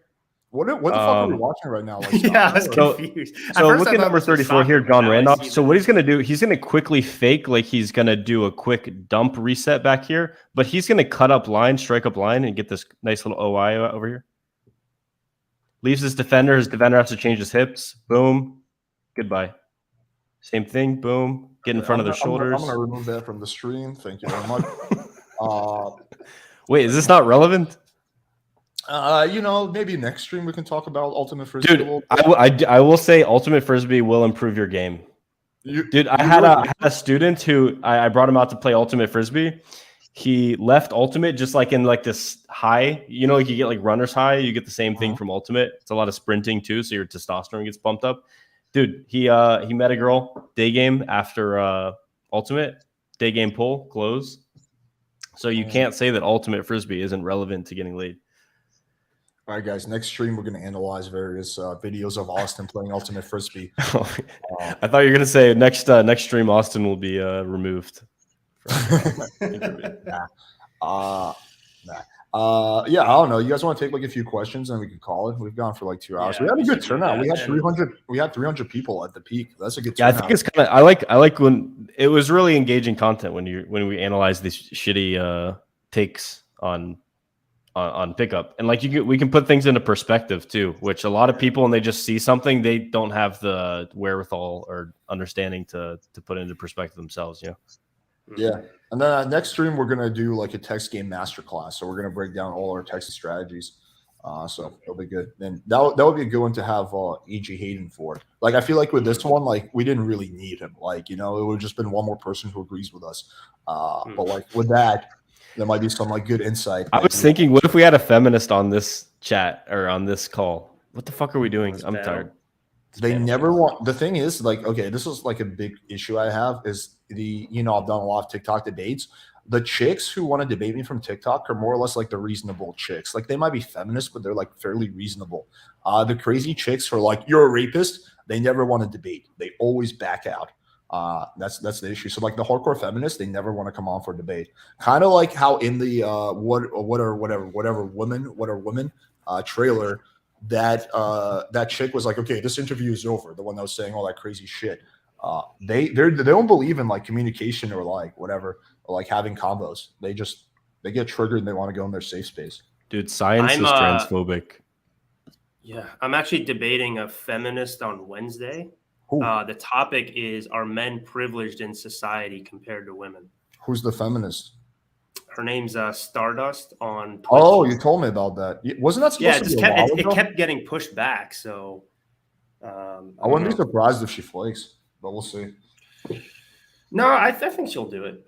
She's one of those. I think that what's pretty cool about the Twitch debate scene, which Alice, I'm surprised you're not a part of yet, since you love debates so much. I mean, you've debated Destiny and Vosh, but a lot of them, for the most part, they debate in good faith. I don't think it's going to be like some shouting match. Okay, Alex, you've become quite the master debater. You're pretty much taking on everyone at this point. Master debater. Debater, Alex. There's so many more people I want to take on, like Lauren Southern. I'd love to debate her, and a whole bunch of what? Hopefully, you perform better than not Bernie. Why did I say Bernie? I think it's just because I saw this. Rolo. Yeah. Hope you do better than Rolo did. I definitely. I like how there's still some people that think that Rolo didn't get destroyed by Lauren Southern. It was literally, we're talking about like RA or grape and stuff and PUAs and all that shit. Like, I actually visually saw that happen in the debate with Lauren Southern and Rolo. It was utter destruction. I didn't know a 26-year-old woman can do that to a 50-something-year-old man. Well, the thing is, Rolo is not a good debater. He's average at best. Donovan or Myron are a lot better, honestly. Yep. And they're not that great either. Donovan is probably the best one out of that bunch. But yeah, they're not like that. Like, who's a good debater? Fucking Destiny and Vosh. Like, those guys are legitimately good. Good rhetoricians, yeah. Yeah, no, really good. Like, yeah, like I think with Vosh, unless it was something that I had all the facts on my side, I think it would be a draw, or he might even beat me a little bit. And same thing with Destiny. The problem is but they're too reasonable. I agreed with on all the big things we agreed, so there was no real thing that we disagreed on. So yeah. But yeah, let's maybe take a few questions and then we'll call it. Yeah. Okay. What do we have? What is this? No problems. What I'm saying is you can learn from non-PUAs, Mr. Cross, Steve Dean, Williams. Yeah, you can learn from non-PUAs. I learned a lot from a cool natural friend I had in college. That was one of my biggest learning sources. Do you guys consider yourselves PUAs? I'm curious. I mean, I hate that fucking term, but if I had to identify myself with any community, it would be with a pickup community. Okay, fair. Yeah, I pretty much have the same answer. I would never say I'm a dating coach, but yeah, I don't know. Yeah. I would never if a girl's like, "Oh, what do you do for work?" "Oh, I'm a PUA." I would never say that. I would be like, "I'm a sex dating coach," or "I'm a YouTuber." It sounds super cringe, but yeah, if I had to pick a community, it would be that one. Dude, when I saw the Julian choking photo, I was in my head, I was like, dude, I did that literally Friday night. I met this girl, she's super submissive. I pulled her hair and I just saw her biting her lip. She was and I was like, God, you're so submissive. And she's like, how did you know? And I was just like, shh. And I just went in and did it. And she was just like, Oh man. Yeah. Most chicks, not all, but most chicks love to be choked. Facts. Consensually, yeah. Gauge their feedback. Don't do this until you have 10 lays. The whole premise of BDSM is consent. You're not taking. I think this is a misconception people have about dominance is you're dominating her by force. No, she wants to be dominated. It's a purely consensual relationship, and if she's hesitant to quote unquote give in, it's because of a lack of trust. So you get around that by building more trust, right? And then you can be more dominant. Bro, I've never touched a girl in my life. Actually, you know what's funny? I actually went out with my mentorship student, and the girls that we were talking to were sisters. So he saw me choking the girl and pulling her hair and stuff. He did the same with the sister, and they were both into it. It was funny because when I did it, he and his girl looked over. I don't know. It's kind of funny. Where are your receipts, bro? Unless you got video and audio of it, it didn't happen. I didn't get video of it. You're right, but my new assistant comes in 4 days, so I will start getting more infield. I'm planning to go out actually 2 to 3 times a week, maybe once or twice night game, and then every time I go to the gym, my gym's at the mall, so I can just go and do a couple day game approaches. And I want my assistant to always have a camera on him, so that way if I want to go eating at Chipotle or something, I can just go. Because that's, to be honest, most of my day game is I'm at Chipotle and there's some cute girl and then she finishes ordering and I'm like, hey, da, da, da, and I just have a 2-minute conversation and then invite her to my barbecue. You can't just all of a sudden be like, oh, let me get my lav mic. Yeah, I should literally just have Let that me on call at up my all video times, guy real quick. which is Yeah. probably pretty bad I mean- because it emits pretty powerful EMFs. But dude, it'd be really good to get content like that all the time. I would be, what's that guy's name? The YouTuber in New York, Gary V. Oh, What's up, bro? That guy's from the same country as me. We're both from Belarus. Yo, Alex, you make any TikToks, bro? Yeah. I'm not the biggest fan of like the ultra grind culture, but yeah. Is it still possible? Do you eat your gum because you can't spare the 0.6 seconds it takes to take it out of your mouth and put it in the trash can? I don't. Is that what he does? About that. Yeah. There's like a viral video of him talking about that. Is it still possible for someone in your community to become as big as RSD was? Yes. There's people who are doing it right now. Fresh and Fit, for example, or Hamza. They're just as big. So yes, I don't think they're as big in terms of financially though. Which one? And also, they only have Fresh and Fit's 2 guys. Fresh and It's Fit not is, dude. Fresh and Fit is making bank. I would stake my life they're making like $500,000 a month, or close RSD to. was making more than that. Yeah, but I'm pretty RSD is making like an 6 times eight-figure that. company. Yeah, but RSD is also 6-7 times the employees, so they have to pay all those people. True. But yeah, I do years think it's pretty cool. First 10 years, I have to eat shit. Scared I don't know what I want to do, and that's okay. Why you got a Coachella? Value. Fuck Coachella. Fuck Colin. Fuck your mom. Fuck your spouse. Fuck your parents. Fuck you. Content. Dude, this video is so fucking. he loses it at the end. Alex, God damn it. Someone fucking come at me. I don't give a fuck. I don't give a shit. Yo, relax. Don't tell me to fucking relax. $10 on motherfucker. Fuck everything. Shit. Fucking Amazon, baby. Fuck your parents. Fuck college. God damn it. Clip it on eBay. God damn it. $4. okay. That was good. Alex, did you say you think Avery has better game than you? I think he has better cold approach skills. I don't know if he's better than me on a date or something like that. I have no way of knowing that. I would say we're probably pretty even in that regards. But in terms of approaching chicks and pulling from cold approach, yeah, I think he's better. But the big thing is he does it a lot more than me. He does cold approach very often. I do it almost never. So that's like a big part of it. Dude, that's one of the number one things that I admired about Avery is his tenacity with going out while I was in Vegas. I would like need a day off and be like, yo, yeah, no, he doesn't. He goes out all the time. And it's like, bro, dude, we were hanging out at my place. It was like 2 a.m. I was getting ready to call at night. He's like, yo, man, so what are some good places to go out? I was like, well, on Friday night. He's like, no, I mean tonight. I was like, dude, it's like fucking 2 a.m. He's like, yeah. I'm like, Jesus. Yeah. Christ. I'm like, all right, dude. That's impressive, man. Yeah. Dude, literally the night I was leaving, because I'm in Dallas right now, it's like, yo, dude, so, me and a few friends were meeting at the sushi spot. If you want to meet up, it's like my last time here. It's like, yeah, sure. But also, dude, so I'm going to this club tonight. You want to come? Like, no, I have a flight in the morning, bro. But that's part of what makes him great, in my opinion. It's like when people are talking about, oh, aren't you his student? I think it's great when you're doing something like cold approach, even if you have done it before, and even if you're pretty decent at it. If you have some guy that's just like literally, this is our thing, right? This is the extent of the coaching. Avery would point to a hot girl and be like, go approach her. I'd be like, all right. And then I'd go do it. And then if I didn't do it, he'd call me a bitch. But dude, I think that's good coaching. That's the way that it should be, so. I want to address this question. I have a hard time approaching girls within earshot of other people. Any suggestions? Yeah. So that comes down to this belief that what you're doing is something wrong. If you don't have that, if you don't have any sexual shame, which you probably do, if you're asking the question, then the issue is you have spotlight effect, which you assume that people care more about you than they actually do. So you assume that there's like a spotlight. Everything you do is being analyzed by other people. But the thing is, most people are kind of like thinking about themselves as well. So you just think about when you go out, there's just like other people also thinking about themselves. So once you realize that, it's not really a big deal. And then come from the frame that, you're giving value to the girl.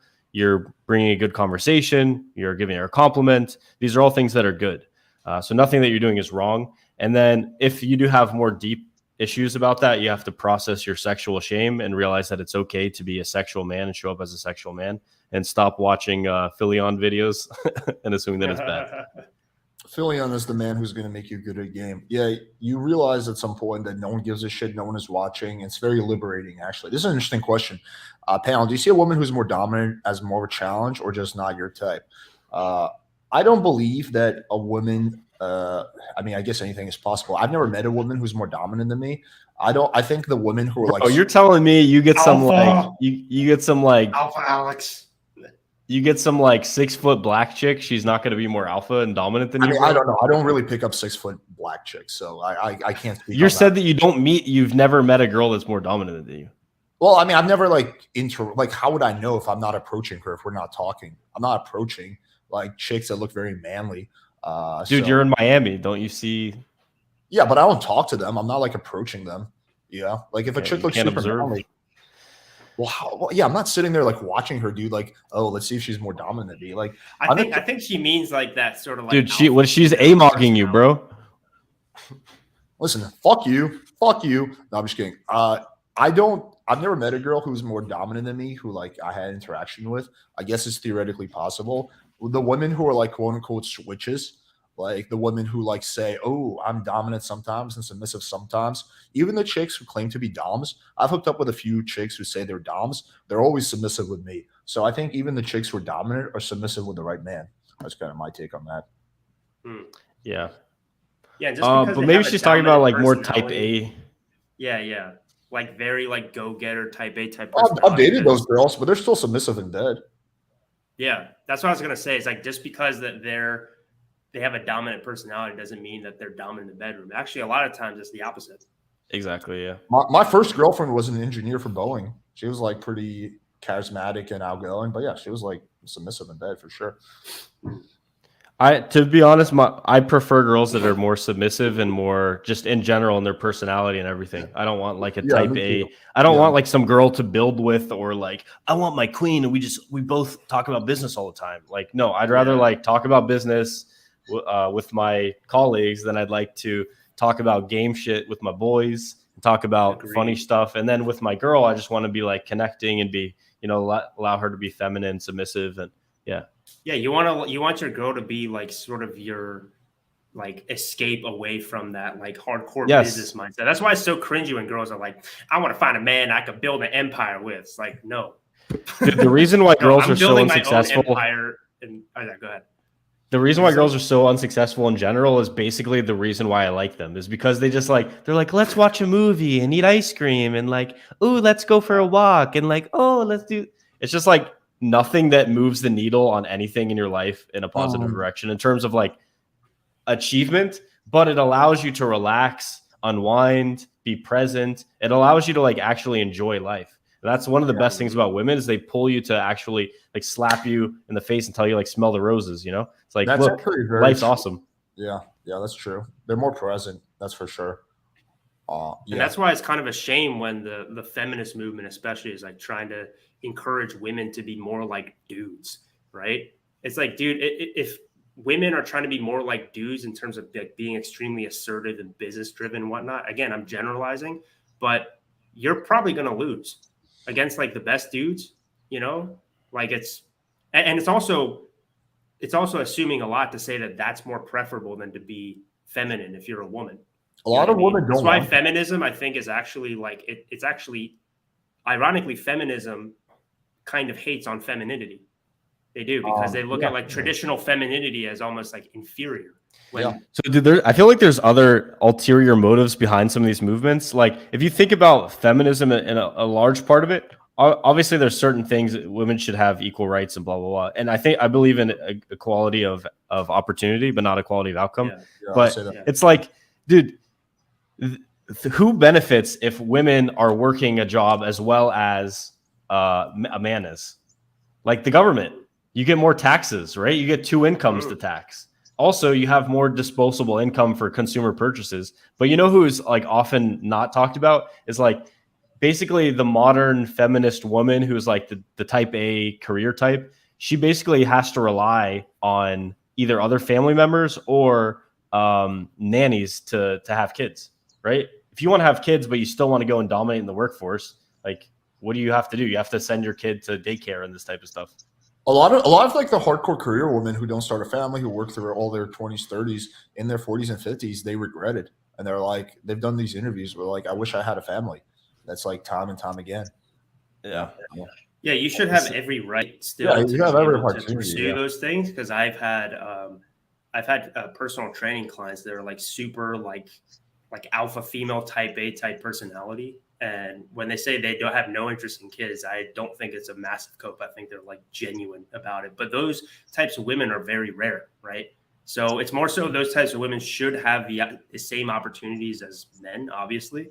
But if a woman says she doesn't want that type of life, which is honestly most girls, then that shouldn't be shamed at all. That's the problem that I have with the feminism. And this comment is so true as well. Like when I watched that "What Is a Woman" documentary, I just saw like how like your kids are basically indoctrinated. Dude, when I was in high school, I was just like, so much of this is just fucking programming. Like they're just trying to program you to be like a good little societal robot for the government and for corporations. Like, I don't want to be a fucking part of that at all. They give you toxic, shitty food that makes you unhealthy, so the pharmaceutical industry can like just use you as a fucking like cow to mine resources out of. The government looks at you basically like a tax cow to just fucking like extract resources out of. Yeah, and I love how when people look at like these companies as being woke or like pro gay pride or whatever, that it's not literally just a business move by them. They don't give a fuck. They don't give a fuck about gay rights or anything like that. They're just like, whatever they think is going to make them more money, that's what they're going to do. Dude, but yeah, these freaking that sheep who are cracks me plugged up. into the matrix, That just think, cracks oh me my the God, fuck up. they're allies. They're on our side. This company cares. Man, they don't The give a fuck weirdest about you, ulterior bro. motive behind the trans stuff is the pharmaceutical industry making money off of these puberty blockers through these hormones that are given out. And you know what's the weird thing about the hormones that they're being promoted and stuff? Like, yeah, you should change your identity and then just take these puberty blockers and hormones and stuff. They said like you're taking 10 years of hormones basically guarantees that you're going to get cancer. And then one of the things they use as I gotta go inject my TRT. one of the things that they use as a puberty blocker is a thing that was used to castrate pedophiles and stuff like this. But anyway, yeah, you never want your children raised by society. It depends what the society is around you. Like, dude, honestly, the question is, where are you going to raise your kids? Do you want them going to public school? Like, I went through public school, but luckily I was like smart enough that I did research outside of school. And like, dude, I even had like an assignment in school. Is like, what policies of FDR helped get rid of the Great Depression? Dude, and I literally wrote down. I think it was. I literally wrote down every single thing that was a policy that FDR put forward in the New Deal made the Depression worse, and that's why it lasted so long. Dude, you're 7 years younger than me, but I think that 7 years is like, because when I went to school, none of this woke shit existed. Like, we learned real history. Like, we didn't learn woke history. Like, but even when you're learning history, what are you learning history from? Through the lens of the United States government. You're right. Yeah, there's a saying that the dude, that essay prompt that I was given, it was basically you telling how the U.S. government is your savior and like how they're gonna like save the economy and stuff like this. When in reality, the economy functions best when the government doesn't even intervene at all. We weren't taught that. Like, I'm just saying, like, a lot of the stuff that exists now didn't exist when I was a kid. Like in college, I think that's true for me too. Oh. But aren't you like 15? So you're still like in school, or? Listen, bro, I'm homeschooled right now. Where's your mom, dude?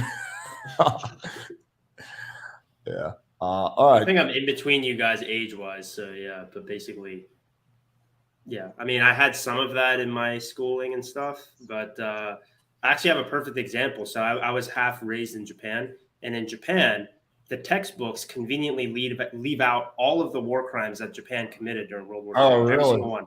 You get to the World War II section, and all it is like America dropped bombs on us, and they were really, really mean. And it's like, okay, next chapter. If Japan does the that only to their nation own in world history to use an atomic weapon during war. And they said we have small penises, but we don't. It's like a big long. Yes. Have you guys seen that episode? I'm Korean from the South waist Park? down. What? Yeah. What? Wait, so you're saying you have small dick? What's wrong with that, dude? man? I just want a base trad wife to go live in the middle of nature with, and just start like a commune with other families.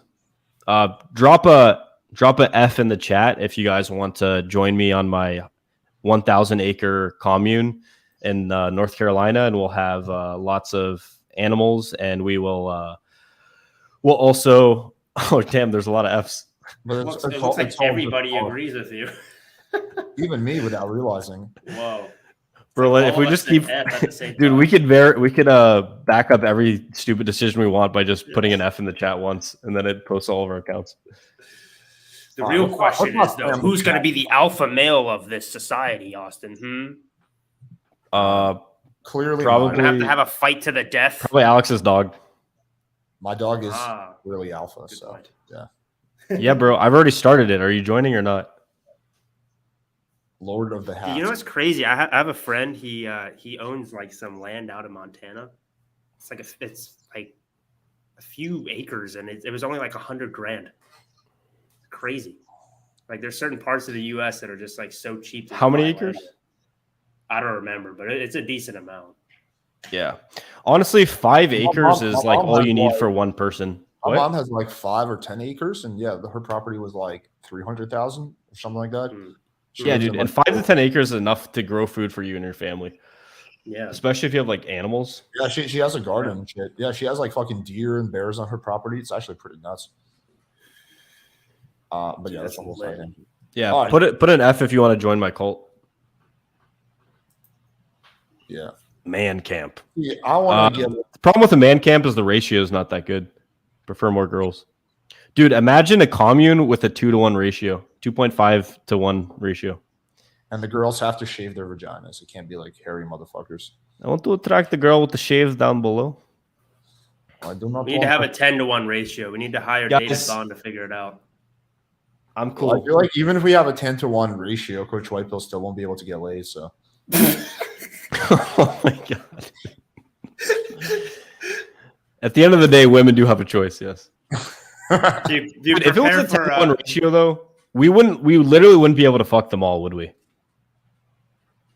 You got to at least Josh, one of we them need would your be help, like. man. You got to step it up, dude. Like, look at Austen. He's fucking bleeding from the waist down. Like, come on, fuck some of these tricks for us, motherfucker. I'm trying. I've been running around my banana suit, dude. I fucking like.